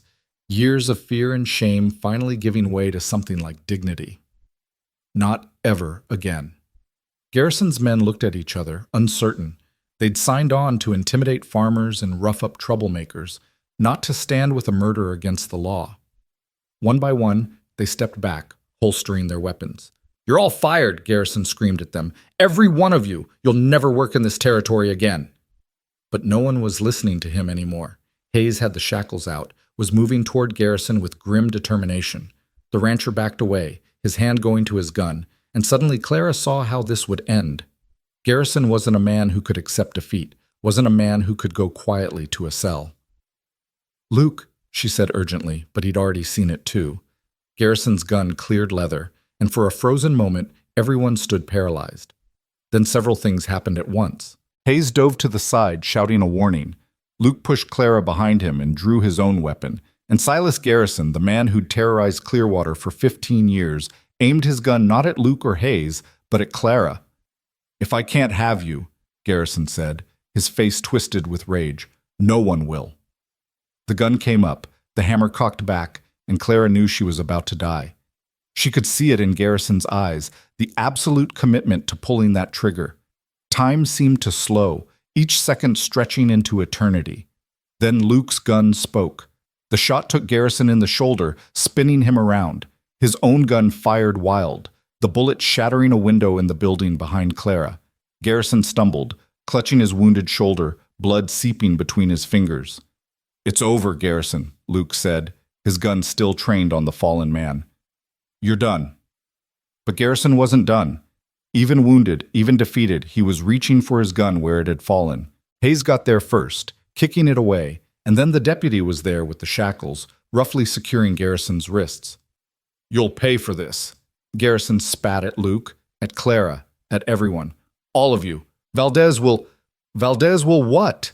A new voice asked, and everyone turned. A man stood at the edge of the crowd, and Clara felt her blood run cold.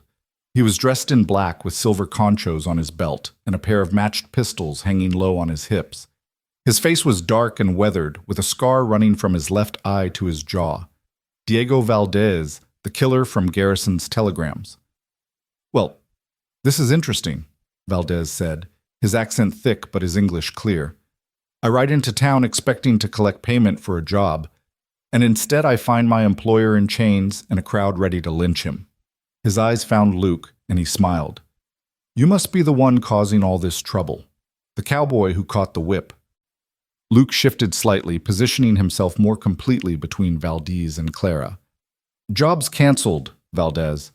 Your employer's going to prison. Best thing you can do is ride out of here and forget you ever knew Silas Garrison. Valdez laughed. Ah, but I've been paid already, half up front, as is my custom. And Mr. Garrison, he wanted 2 people eliminated, a man and a woman. Funny thing is, I think I'm looking at them right now. The crowd scattered, people diving for cover, leaving only Luke, Clara, and Sheriff Hayes standing in the street with Valdez. Hayes had his gun out but looked terrified, clearly outmatched. This doesn't have to happen, Luke said. Garrison can't pay you the other half. The job's void. But my reputation isn't, Valdez said. I've never left a job unfinished. People know that about me. They know when Diego Valdez takes a contract, that contract gets fulfilled. I don't do this for the money anymore, amigo. I do it for the principle. His hands moved to his guns, and Clara knew they were about to die. Luke was fast, but Valdez was a professional killer, and he had the advantage of being prepared, relaxed, ready. Wait, Clara said, stepping out from behind Luke. If you're going to kill us, at least tell me one thing first. Did you kill my father? Valdez tilted his head, considering. The drunk with the farm?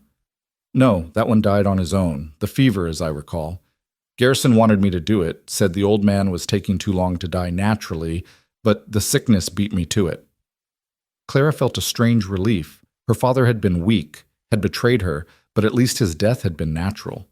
At least he hadn't suffered at this monster's hands. Thank you for telling me, she said. Then to Luke, I'm sorry I got you into this. You didn't get me into anything, Luke said. I walked into it with my eyes open, and I'd do it again. Valdez nodded approvingly. Such nobility. It's almost a shame. I think in another life, we could have been friends, you and I. You have a warrior's heart. He flexed his fingers, preparing to draw. But business is business. On 3. 1. A rifle shot cracked across the square, and Valdez jerked, blood blooming on his chest. He looked down in surprise, then up at the building behind them, where Mrs. Patterson stood in a second-story window with a smoking rifle. 2, she said quietly, and fired again. Valdez fell, his guns never clearing leather, and didn't move again. The silence that followed was deafening. Clara stared at Mrs. Patterson, sweet, gentle Mrs. Patterson who ran the general store and taught Sunday school, standing there with a rifle in her hands and a look of grim satisfaction on her face. "My husband was a buffalo hunter," Mrs. Patterson said calmly. "Before we came to Clearwater, he taught me to shoot. I'm a bit rusty, but some things you don't forget." She looked at Clara. "I told you I wasn't running. This is my town too." Hayes was the first to recover. He moved to Valdez's body, checked for a pulse, and shook his head. "Dead." He looked up at Mrs. Patterson. That was self-defense. Defense of others. You saved lives here today, ma'am." "I know," Mrs. Patterson said. She lowered the rifle and disappeared from the window. Clara felt her knees go weak, and Luke caught her, holding her steady. "It's over," he said. "It's really over."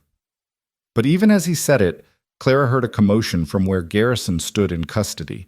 The rancher had gone pale, swaying on his feet, and blood was spreading across his shirt much faster than it should from a shoulder wound.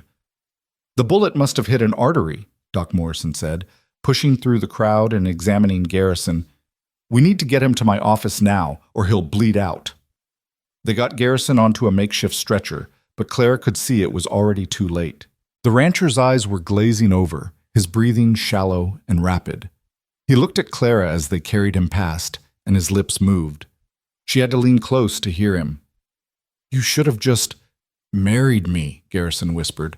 "All of this for nothing." Then his eyes went blank, and Silas Garrison, who had ruled Clearwater like a king for 15 years, was gone. The crowd stood in shocked silence. Sheriff Hayes removed his hat, though whether out of respect or relief, Clara couldn't tell. Luke's arm was still around her, and she leaned into him, feeling the weight of everything that had happened settling over her like a physical thing. "Is it really over?" she asked again, needing to hear it, needing to believe it. "It is," Luke said. "Garrison's dead. Valdez is dead. The telegrams prove everything. You're free, Clara, truly free." Free. The word felt strange, unfamiliar. For so long she'd been defined by her lack of freedom, by the chains of debt and contract and fear. Now those chains were broken, and she didn't quite know who she was without them. The circuit judge arrived the next day as scheduled and presided over a hasty inquest. The telegrams were entered into evidence, and witness after witness came forward, people who'd been too afraid to speak before, but who now told stories of intimidation, fraud, and violence. The judge declared Garrison's death a lawful killing in defense of others, cleared Mrs. Patterson of any wrongdoing, and nullified every contract Garrison had made under duress.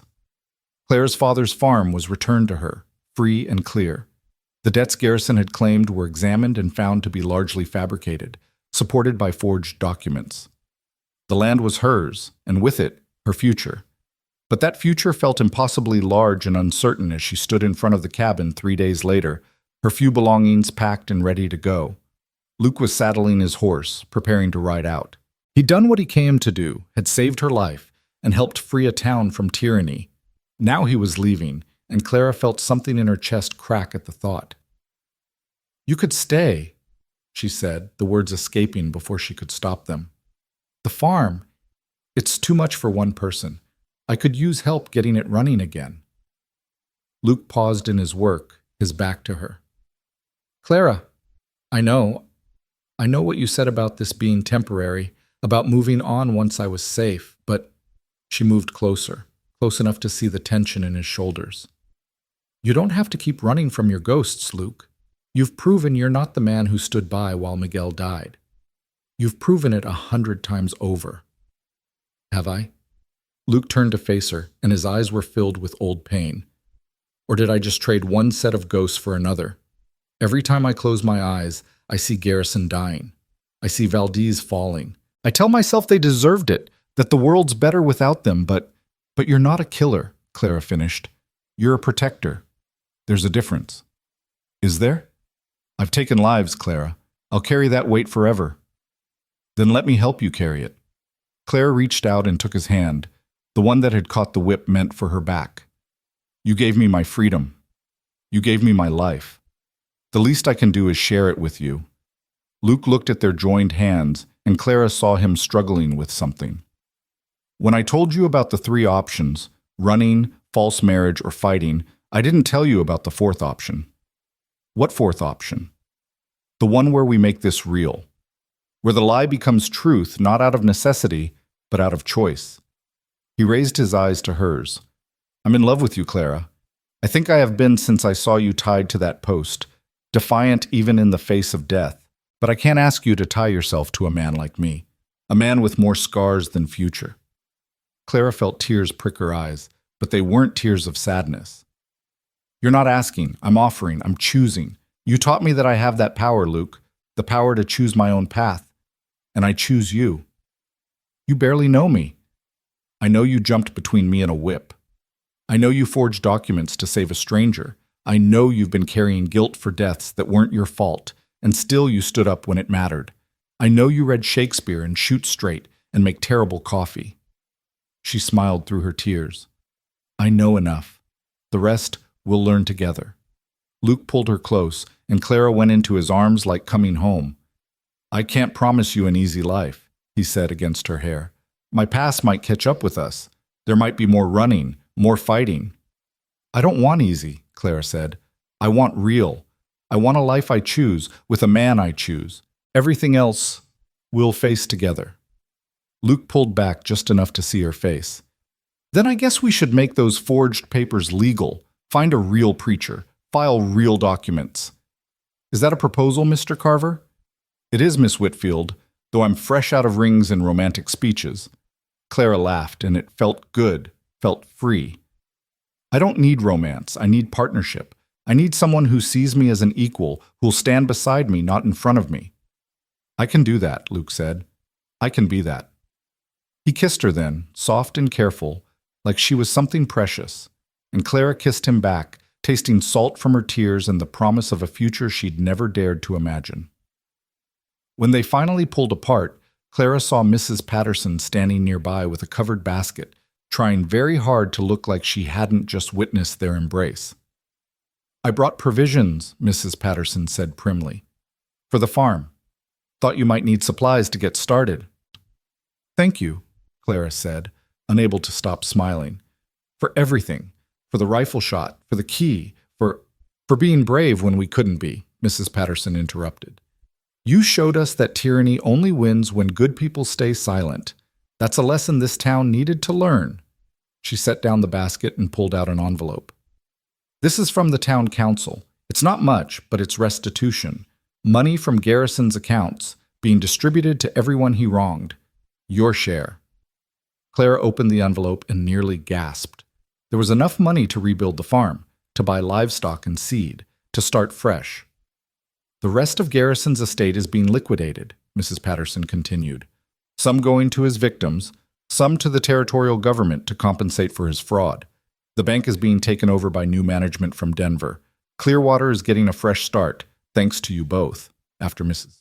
Patterson left, Clara and Luke stood together, looking out at the valley, at the town below, where smoke rose from chimneys and life went on. The farm awaited them, and with it, all the hard work of rebuilding. But for the first time in longer than she could remember, Clara felt hope.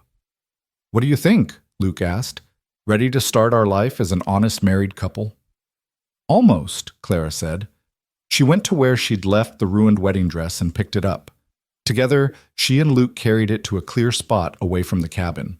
Luke struck a match, and Clara dropped the dress onto the small pyre they'd built. They watched it burn, the white fabric turning black and curling into ash.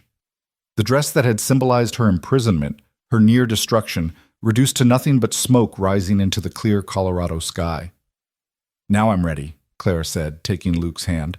They rode down the mountain together as the sun climbed higher, heading toward town and the preacher and a future they would build together.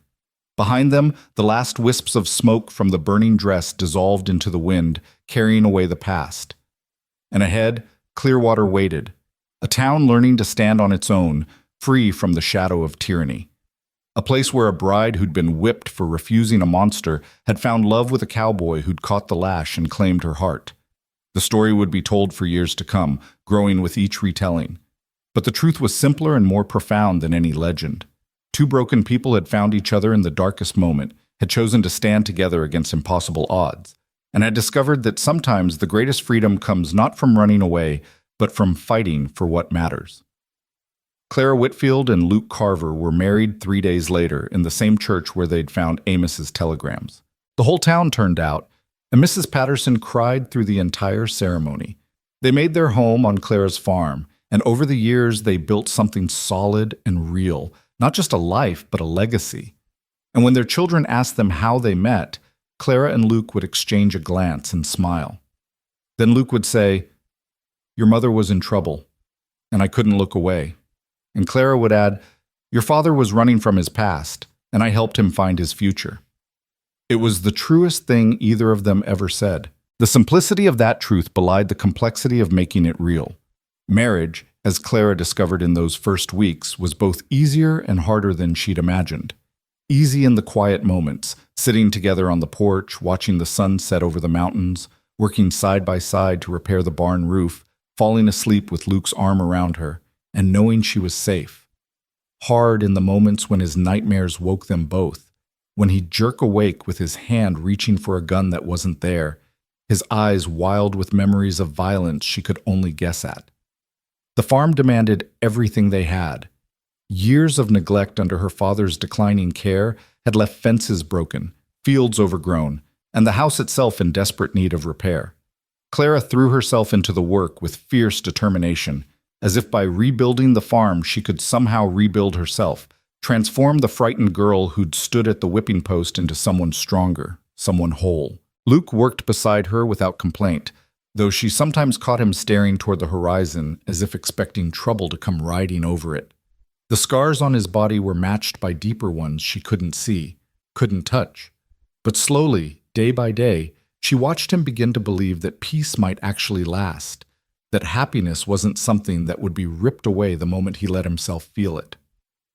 It was on a crisp morning in late October, nearly a month after their wedding, that the first real test of their new life arrived. Clara was in the kitchen making bread when she heard horses approaching. Not the casual pace of a neighbor stopping by, but the purposeful rhythm of riders on business. Her hand stilled on the dough and she felt her heart rate quicken. Luke appeared in the doorway, his gun belt already strapped on. "Stay inside," he said, his voice tight. "Luke, we don't even know who it is. It could be anyone. Could be trouble. Just stay inside until I know." Clara watched through the window as Luke stepped onto the porch, his hand resting casually on his gun but ready to draw. 3 riders came into view, and Clara's breath caught. They wore badges, federal marshals from the look of them. The lead rider was a woman, which was unusual enough to make Clara look twice. She was tall and angular, with gray-streaked hair pulled back severely and eyes that seemed to take in everything at once. "Lucas Carver?" the woman asked, her voice carrying authority. Luke's posture shifted slightly, and Clara recognized the change, the careful neutrality of a man confronting potential danger. "I'm Carver. What's this about?" The woman dismounted with easy grace. "I'm Marshal Catherine Brennan, and these are Deputies Ford and Martinez. We're here about the death of Silas Garrison and Diego Valdez." Clara's stomach dropped. She'd known this might come, known that federal authorities might investigate what had happened in Clearwater. But knowing and facing it were different things. "The inquest cleared everyone involved," Luke said carefully. "Judge ruled it lawful." "Judge Hendricks?" "Yes," we read his report. Marshal Brennan pulled out a folder from her saddlebag. Interesting reading. A powerful landowner dead, a notorious killer gunned down in the street, and a trove of telegrams revealing years of corruption and murder. The territorial governor wants to make sure justice was actually served and not just convenient. Justice was served. Garrison was a tyrant who terrorized this whole region. The telegrams prove it. So I've also read that you appeared in Clearwater with forged documents claiming ownership of land and a woman you'd never met before. That you inserted yourself into a local dispute using false pretenses and fraud. Brennan's eyes were sharp. That doesn't sound like justice, Mr. Carver. That sounds like a con that somehow went right.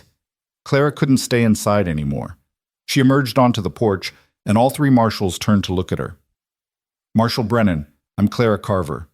And whatever you think my husband did, you need to understand. He saved my life. Garrison was going to have me whipped for refusing to marry him. Luke stopped it. By committing fraud, Brennan said, though her tone wasn't unkind. Mrs. Carver, I understand you were in a terrible situation, but the law doesn't give people the right to forge documents and impersonate property owners, no matter how noble their intentions. So what happens now? Luke asked. You arrest me? Take me back to Denver to stand trial? Brennan exchanged glances with her deputies. That's what we came here to decide. See, the thing about this case is that it's complicated. On one hand, you clearly broke the law. On the other hand, those forged documents led to the exposure of Garrison's crimes, which means we've been able to close at least a dozen murder cases that were gathering dust in various jurisdictions. The territorial governor is pleased about that. Makes him look good, cleaning up corruption. So this is about politics, Luke said, and Clara heard the bitterness in his voice. Everything is about politics when you get to our level, Brennan said bluntly. But it's also about justice, real justice, not just the letter of the law. So I need to understand something, Mr. Carver. Why did you do it? Why risk everything for a woman you'd never met? Luke was quiet for a long moment, and Clara held her breath, wondering what he would say, how much he would reveal. Because I failed to do it before, Luke said finally. 3 years ago, I watched an innocent man die because I was too much of a coward to stand up to the man killing him.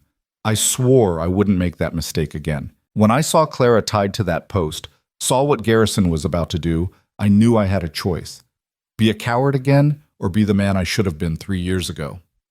And the forged documents? Where did you learn to create those? Books, study, practice. I figured if I was going to fight powerful men, I needed to understand how they used the law as a weapon. So I learned, taught myself enough legal knowledge to forge convincing papers when I needed them. Brennan smiled slightly.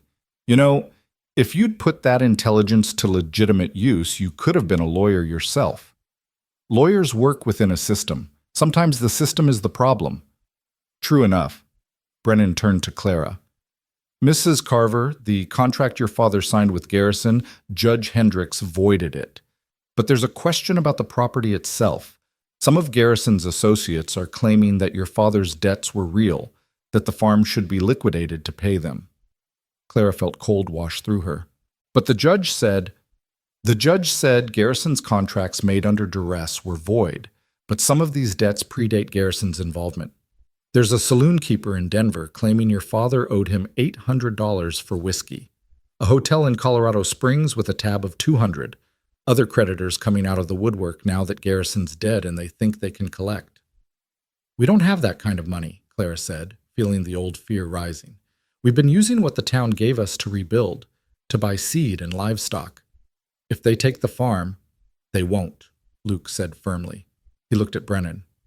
What do you want, Marshal? There's a reason you're here telling us this instead of just serving papers. What's the deal?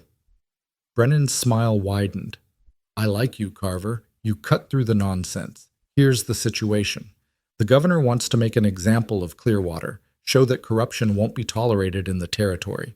But he also doesn't want to punish the people who expose that corruption. It's a delicate balance. So he wants us to be heroes, Luke said, noble citizens who stood up to tyranny. Something like that, which means we need to clean up the messier parts of your story, the forged documents, for instance. What if those documents weren't forged at all? What if there really was a legitimate transaction between you and Clara's father, properly filed, that Garrison simply didn't know about? Clara's eyes widened. You mean you'd create real documents? Backdate them? I mean, I'd correct an administrative oversight, Brennan said carefully. The Denver Land Office is notoriously disorganized. Papers get misfiled all the time. Sometimes documents that were properly submitted just don't get recorded right away.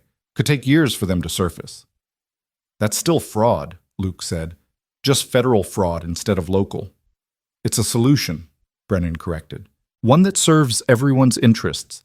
You get legal ownership of the farm. Clara's father's real debts get paid from Garrison's seized assets as part of the restitution, and the territory gets a clean victory against corruption. Everyone wins. Luke and Clara exchanged glances. It was tempting, so tempting. Legal protection, financial security, and all it required was accepting help from the same system Luke had been fighting against. What's the catch? Luke asked. The catch is that you become the territory's poster children for standing up to corruption. The governor may want you to testify at various proceedings, help root out other Garrison-style operators in other towns. You'd be doing legitimate work, but you'd also be visible, public.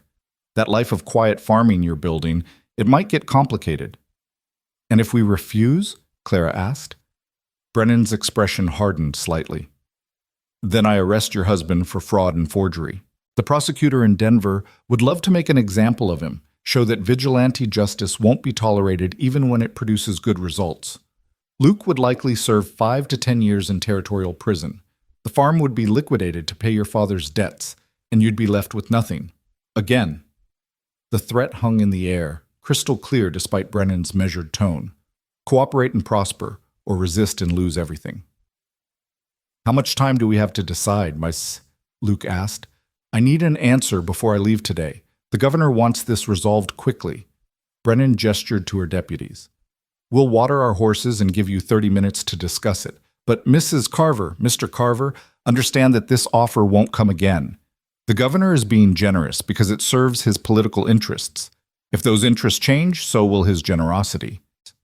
The marshals moved toward the water trough, giving Luke and Clara the illusion of privacy while staying close enough to prevent any escape attempt.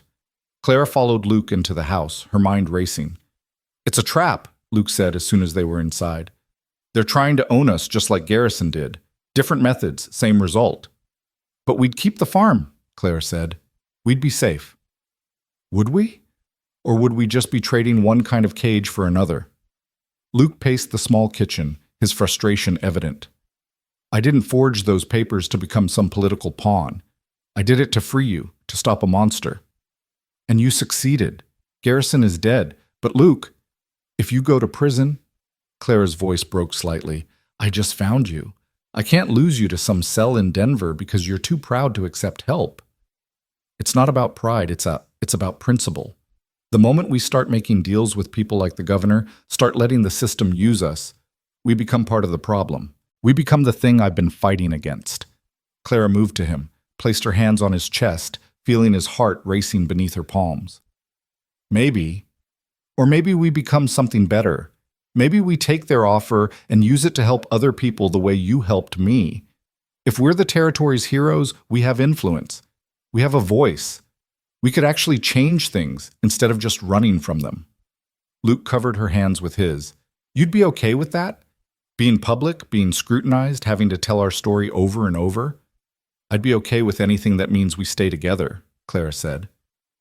And honestly, Luke, if our story can help other women trapped the way I was, if it can stop other tyrants like Garrison, isn't that worth some discomfort? You're braver than I am, Luke said softly. No, I'm just practical. And I'm tired of fighting, tired of always waiting for the next disaster. Marshal Brennan is offering us a chance at something stable, something legal. I think we should take it.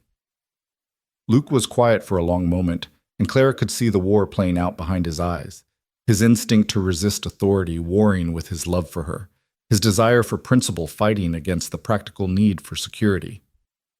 All right, he said finally. We'll do it. We'll be their heroes.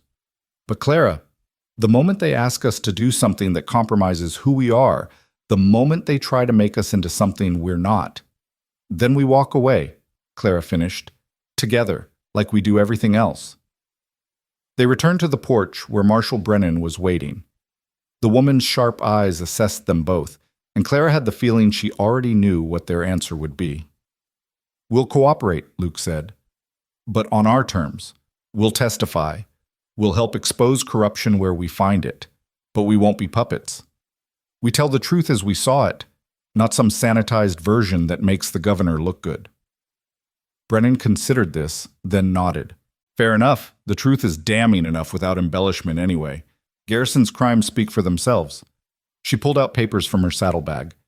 "These are the corrected land deeds. I'll file them in Denver myself, make sure they're properly recorded this time. As far as the law is concerned, Lucas Carver legitimately purchased the Whitfield farm 6 years ago, with an agreement that included the eventual marriage to Clara Whitfield when she came of age. The exact lie I told Garrison," Luke said with a hint of dark humor. "The best lies are the ones close enough to truth that people want to believe them," Brennan said. She handed over another set of papers. "These are releases from your father's creditors. The territorial government has agreed to pay his legitimate debts from Garrison's seized assets. You're free and clear." Clara took the papers with shaking hands. Freedom. Real, legal, documented freedom. It felt too good to be true. But the papers were real, the seals authentic. "There's one more thing," Brennan said, her tone shifting to something more serious. "Diego Valdez didn't work alone. He was part of a network of hired killers operating throughout the territories. We've been trying to break that network for years, but we've never had enough evidence. Those telegrams between Garrison and Valdez, they mention other names, other operators. We need you to help us identify them, connect the dots." "You want us to help you hunt down killers," Luke said. "I want you to help us stop them from killing more innocent people. There are other Claras out there, other towns being terrorized by men like Garrison who use men like Valdez to maintain their power. You've seen how it works. You've lived it. That knowledge is valuable." Luke looked at Clara, and she could see the question in his eyes. This was bigger than they'd anticipated, more dangerous. Helping the Marshals hunt down a killer network meant making enemies, powerful ones. But Clara thought about the women like her trapped in contracts they never agreed to, facing violence for refusing men who saw them as property. She thought about the Marcuses and the Amoses, good people killed for standing in the way of tyrants. If she and Luke could help stop that, even a little. "We'll help," Clara said before Luke could speak. "But we do it from here, our home. We're not leaving the farm to chase criminals across the territory. You bring us the information, we'll help you make sense of it. We'll testify when needed. But this farm, this life, it stays ours." Brennan smiled, and this time it reached her eyes. "You're going to be good at this, Mrs. Carver, both of you. Most people who go through what you've experienced either break or become hard. But you found a way to turn trauma into purpose. That's rare." The Marshals stayed for another hour, going over details, establishing protocols for communication. They'd send information via telegraph to Clearwater using codes to prevent interception. Luke and Clara would analyze it, look for patterns, help identify targets for investigation. It was detective work more than gunfighting, which suited Clara fine. She'd had enough of violence. As the Marshals prepared to leave, Deputy Martinez approached Clara with an awkward expression. "Mrs. Carver, I wanted to say what you did standing up to Garrison like that, it matters. My sister, she's in a similar situation down in New Mexico, married to a man who beats her, but she's got no way out. When I go home, I'm going to tell her your story, show her that there's always a way to fight back." "Tell her to be smart," Clara said. "Tell her to plan, to get help if she can, and tell her that survival isn't weakness. Sometimes you have to survive long enough to find your moment to strike back." Martinez nodded, touched his hat, and mounted up. The Marshals rode out, leaving Luke and Clara standing in the yard of their farm, legally theirs now, documented and protected. "Are we doing the right thing?" Luke asked quietly as the dust from the horses' hooves settled. "I don't know," Clara admitted, "but we're doing something. We're not hiding. We're not running. We're building something. And if that something helps other people build their own freedom, maybe that's enough." That night, they celebrated their official ownership of the farm with a simple dinner and a bottle of wine Mrs. Patterson had sent as a wedding gift. The house was quiet except for the crackle of the fire and the distant sound of night birds calling. Clara sat curled against Luke on the old sofa, feeling the solid warmth of him, the steady beat of his heart. I keep thinking about what that deputy said, Clara murmured. About his sister. How many women are out there right now trapped the way I was? Too many, Luke said. It's the way of the world, Clara. Men with power using it to control those without. It's been that way since the beginning of time. But it doesn't have to be. That's what we proved, isn't it? That even the most powerful tyrant can be brought down if someone's brave enough to stand against him. Luke pressed a kiss to her hair. Or foolish enough. I'm still not sure there's a difference. There is. Brave means you know the risks and choose to act anyway. Foolish means you don't understand what you're risking. Clara tilted her head to look up at him. You knew exactly what you were risking when you stepped between me and that whip. That makes you brave. And you knew exactly what Garrison would do when you cursed him in that church. That makes us both brave. Or both foolish. Maybe it runs in the family. Clara laughed, and it felt good, felt normal. This was what she'd been fighting for. Not just survival, but the chance to laugh, to love, to build something worth protecting. The weeks that followed fell into a rhythm. Days were spent working the farm, preparing for winter, making repairs that would last. Evenings were spent poring over documents that arrived via telegraph from Marshal Brennan, coded messages about suspected criminals, patterns of violence, connections between corrupt officials across the territory. Luke proved to have a mind for investigation, able to see connections that others missed. Clara brought her own skills, attention to detail, careful documentation, and a memory that retained even casual mentions of names or places. Together, they helped the marshals build cases against 3 more men like Garrison, providing evidence that led to arrests and trials. But it was the letters that truly changed everything. It started with a single envelope, addressed to Clara in shaking handwriting. The return address was New Mexico territory, and when Clara opened it, she found a note from Deputy Martinez's sister. You don't know me, but your story saved my life. My brother told me what you did, how you stood up to a powerful man and won. It gave me courage to leave my husband, to take my children and run. We're safe now, staying with family. I wanted you to know that your bravery didn't just free you, it freed me too. Thank you. Maria Elena Martinez. Clara read the letter 3 times, tears streaming down her face. Luke found her at the kitchen table, the letter clutched in her hands, crying so hard she couldn't speak. What is it? What's wrong? He asked, alarm in his voice. She handed him the letter and watched his face change as he read it. When he looked up, his eyes were suspiciously bright. We did that, Clara said, her voice thick. Our story helped her escape. 1 woman, 1 family, we helped save them without even knowing it. It's not us, Luke said gently. It's you, your courage, your refusal to submit. That's what inspired her. It's both of us. You gave me the chance to fight. Together, we created something that matters. More letters came after that. Women writing to thank Clara for showing them that resistance was possible. Men writing to Luke asking how he'd found the courage to stand against a tyrant. Families thanking them both for helping bring justice to the killers who terrorized their communities. Each letter was a reminder that their fight hadn't ended with Garrison's death. It had only begun. By winter, Clara and Luke had become unlikely celebrities in the territory. Newspapers ran stories about the bride who'd defied a tyrant and the cowboy who'd caught the whip. Dime novels began appearing with lurid titles like The Whipping Post Rescue and Love and Justice in Clearwater, most of which bore only passing resemblance to the truth. Luke hated the attention, hated being recognized when they went to town, hated the way people stared and whispered. But Clara watched him slowly adjust, watched him realize that their fame could be a tool, a way to shine light into dark corners where corruption festered. When Marshal Brennan asked them to testify before the territorial legislature about the need for stronger protections for women in contract law, Luke agreed without hesitation. They made the journey to Denver together, and Clara stood before a room full of politicians and told her story. Not the sanitized dime novel version, but the real one, with all its fear and pain and desperate courage. The law that passed 3 months later, the Clara Whitfield Act they called it, much to her embarrassment, required all marriage contracts to be reviewed by an independent judge, prohibited contracts made while either party was intoxicated or under duress, and established protections for women seeking to escape abusive marriages. It wasn't perfect. It wouldn't save everyone, but it was something. and something was better than nothing. Spring came to the farm with an explosion of green, fields that had been barren under her father's neglect, now carefully planted with wheat and corn. Luke had proven to be a capable farmer, and together they'd built something that was starting to look like prosperity. The house had been repaired, the barn rebuilt, and they'd acquired 3 milk cows, a dozen chickens, and 2 horses beyond their riding mounts.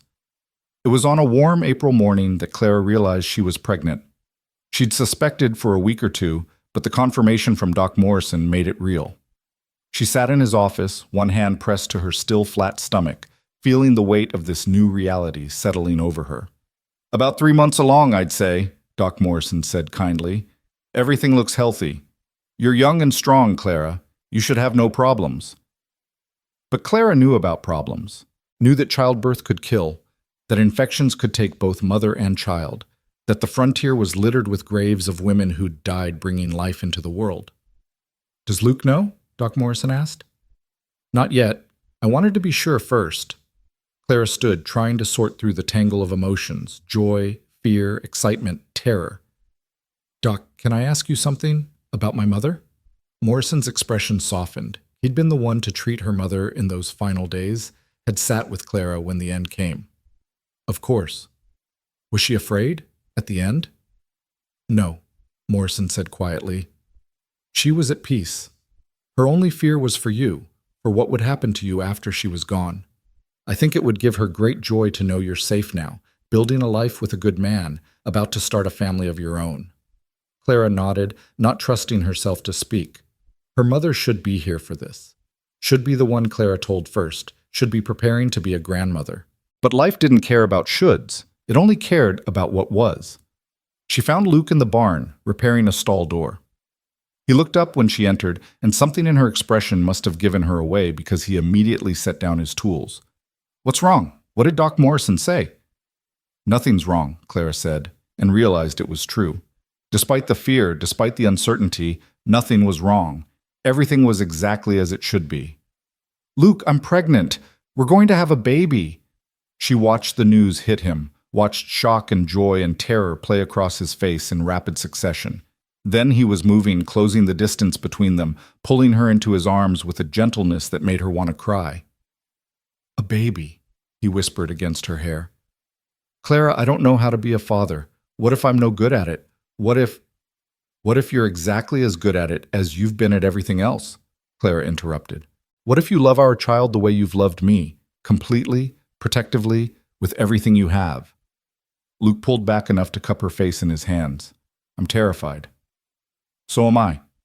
But we'll figure it out together, the way we've figured out everything else." They stood there in the barn, holding each other, contemplating this new future that was rushing toward them: a child, a family. The continuation of everything they'd fought for, everything they'd built. "We need to be more careful," Luke said finally. "No more investigative work for Marshal Brennan. No more risks. Our child needs both parents alive and safe." Clara started to argue, then stopped. He was right. The work they'd been doing was important, but it was also dangerous. They'd been lucky so far, but luck ran out, and she couldn't risk her child losing a parent the way she'd lost hers. "We'll tell Brennan," she agreed. "We'll help with analysis, with testimony when it's safe. But no more field work, no more danger." Luke nodded, relief evident in his face. Then he smiled, and it was the first time Clara had seen him truly, completely happy. "We're going to be parents." "We are. Terrifying, isn't it?" "Absolutely." He kissed her softly. "Let's do it anyway." The baby came in late November, during the first big snowstorm of the year. Doc Morrison made it to the farm just in time, and Mrs. Patterson served as midwife, the same way she'd helped bring half of Clearwater's children into the world. The labor was long and difficult, and there were moments when Clara thought she might not survive it, moments when the pain was so intense she couldn't remember why she'd wanted this. But then she heard the cry, thin and reedy at first, then stronger, and everything else fell away. Doc Morrison placed the baby in her arms, and Clara looked down at her daughter's face and felt the world shift on its axis. "She's perfect," Luke said, his voice thick with emotion. He was sitting beside the bed, one finger gently touching the baby's impossibly tiny hand. "Clara, she's absolutely perfect." "Eleanor," Clara said. The name had come to her weeks ago, sitting on the porch watching the sunset. "After my mother, Eleanor Grace Carver." Luke's eyes met hers, and she saw understanding there. Eleanor had been her mother's name, and Grace had been Luke's wife. By naming their daughter after both, they were honoring the people who'd shaped them, who'd brought them to this moment. "Eleanor Grace," Luke repeated. "It's perfect. She's perfect. You're perfect." He leaned down and kissed Clara's forehead. "Thank you. For this, for everything. For being brave enough to fight, to survive, to build this life with me." Clara wanted to respond, wanted to tell him all the things she felt, the love, the gratitude, the bone-deep satisfaction of having created something pure and good out of all the darkness they'd survived. But exhaustion was pulling at her, and she was so tired, so utterly spent. "Stay," she whispered, her eyes already closing. "Always," Luke promised. "I'm not going anywhere." Clara drifted off to sleep with her daughter in her arms and her husband at her side, and for the first time since she was a child herself, she felt completely safe. The years that followed were quieter than the ones that came before, though not without their challenges. Eleanor grew from a squalling infant into a fierce, curious child who had her mother's green eyes and her father's stubborn determination. She learned to walk in the fields Clara and Luke had planted, learned to ride on the gentle mare they'd bought for that purpose, learned to read from the same books that lined Luke's shelves. Luke proved to be a devoted father, patient and gentle but firm when needed. Clara watched him teach their daughter to shoot, to ride, to stand up for herself, and she saw him healing with each lesson, each moment of connection. He was giving Eleanor the childhood he'd never had, the safety he'd never known. And in doing so, he was finally forgiving himself for the man he'd been before. Clara herself found purpose in ways she'd never expected. The letters kept coming, and she answered each one, offering advice, encouragement, sometimes practical help. When a woman in Utah Territory wrote saying she had no way to escape an abusive husband because she had no money and no skills, Clara sent her enough cash for a train ticket and the address of a boarding house in Denver where the owner would give her work and protection. When a girl in Wyoming wrote saying her father had promised her to a man 3 times her age, Clara contacted Marshal Brennan, who investigated and found that the promised marriage violated territorial law. The girl was freed, the father prosecuted, and another small victory was won. It became Clara's quiet mission, helping women escape the traps that had nearly destroyed her. Luke supported her completely, using his own investigative skills to verify stories, identify safe houses, track down resources. Together they created an informal network of protection, an underground railroad for women fleeing violence and coercion. They were careful. They used intermediaries, coded letters, trusted contacts. They never put Eleanor at risk, never brought danger to their doorstep. But they helped, and that helping became as much a part of their lives as farming or family dinners or watching the sunset from the porch. Eleanor was 5 when she asked the question Clara had been dreading. They were sitting together in the kitchen, Eleanor drawing while Clara made bread, when the little girl looked up with those serious green eyes. "Mama, why do people call you the whipping post bride?" Clara's hands stilled in the dough.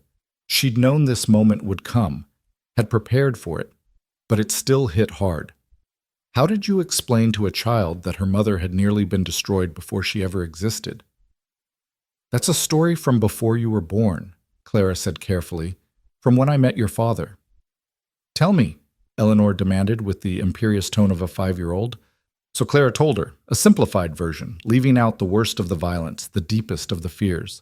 She told her about Garrison, about the whipping post, about Luke stepping between her and harm. She told her about choosing to fight instead of submit, about finding courage in the darkest moment. Eleanor listened with wide eyes, and when the story was done, she said, "Papa is very brave." "He is," Clara agreed. "And you're brave too, Mama. You didn't let the bad man win." "No, I didn't." "And you know what I learned, Eleanor, the most important thing?" Eleanor shook her head. "That you always have a choice. Even when it seems like you don't. Even when powerful people try to take your choices away, you always have one. It might not be a good choice or an easy one, but it's yours. And no one, no matter how powerful, can take that from you unless you let them." Eleanor considered this seriously. I'll never let anyone take my choices, Mama. I promise. Clara pulled her daughter close, breathing in the sweet scent of her hair, feeling the solid warmth of her small body. Good girl. And if anyone tries, you fight. And if you can't fight alone, you find help. You find your papa or me or someone you trust. You never have to face the monsters alone. Like Papa found you? Eleanor asked. Exactly like that. That night, Clara told Luke about the conversation, and he held her while she cried, not from sadness, but from the overwhelming relief of knowing that their daughter would grow up, understanding that she had value, that she had choices, that she could be both loved and free. We did it, Luke said quietly. We broke the cycle.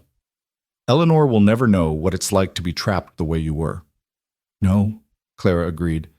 She won't. We made sure of that. They'd done more than that, actually. Over the years, they'd helped hundreds of women escape situations like Clara's. The network they'd built, working with Marshall Brennan and others like her, had become a lifeline for the desperate and trapped. They'd even influenced policy. The Clara Whitfield Act had been followed by other reforms, other protections, each one making it a little harder for men like Garrison to operate with impunity. It wasn't enough. It would never be enough. There were still tyrants, still victims, still women tied to metaphorical whipping posts all across the frontier. But it was something. They'd made the world a little bit better, a little bit safer, and that counted for something. On the 10th anniversary of the day Luke had caught the whip, Clara stood in the town square of Clearwater with her family. The town had erected a monument, a simple stone column with names carved into it. Amos Brennan, Marcus Webb, Sarah Jennings, Tom Butterfield, all the people who'd died at Garrison's hands, officially remembered now, their deaths acknowledged as murders rather than accidents. At the base of the monument was a plaque that read, "In memory of those who died resisting tyranny and in honor of those who survived it. May we never forget that courage is not the absence of fear, but the choice to act despite it." Eleanor, now 10 years old and tall for her age, read the plaque aloud with perfect clarity. "Mama, is this about you and Papa?" "It's about everyone who's ever had to choose between submission and resistance," Clara said. "Everyone who chose to fight even when the odds were against them." Luke's arm was around her shoulders, solid and warm. They'd both changed in 10 years, grayer, more weathered, marked by time and hard work. But the bond between them had only strengthened, forged in fire and tempered by the life they'd built together. "Do you ever regret it?" Luke asked quietly, so only Clara could hear. "The way it all happened? The violence, the danger, the public nature of our lives?" Clara thought about it honestly. She thought about the whipping post and the terror of that day, about Garrison's death and Valdez falling in the street, about the nightmares that still sometimes woke her in the dead of night. She thought about the burden of being a symbol, of having strangers know her story, of the responsibility that came with being someone others looked to for hope. Then she looked at Eleanor, strong and confident and free. She looked at the monument and thought of all the women who'd written to thank her, all the lives that had been changed because she'd refused to submit. She looked at Luke and remembered the man who'd stepped between her and death without hesitation. "No," she said, "I don't regret any of it, because all of it, every terrible moment, every impossible choice, it led to this, to us, to the life we've built and the difference we've made. How could I regret that?" Luke kissed the top of her head. "I love you, Clara Carver. Have I mentioned that recently?" "Not in the last hour. Clearly you're slipping in your husbandly duties." "Well, we can't have that." He pulled her closer, and Clara leaned into him, watching as Eleanor ran off to join some other children playing near the monument. This was what she'd fought for, not just survival, but this, love and family, and the freedom to choose her own path. The whipping post was a decade in the past, but its lesson remained, that even in the darkest moment, even when tied and helpless, you still had a choice. You could submit or resist, break or bend, give up or fight on. Clara had chosen to fight, and Luke had chosen to stand with her, and together they'd built something that mattered. Not just a farm or a family, but a legacy of resistance, a proof that tyranny could be defeated, that love could be found in the most unlikely places, that courage could change the world.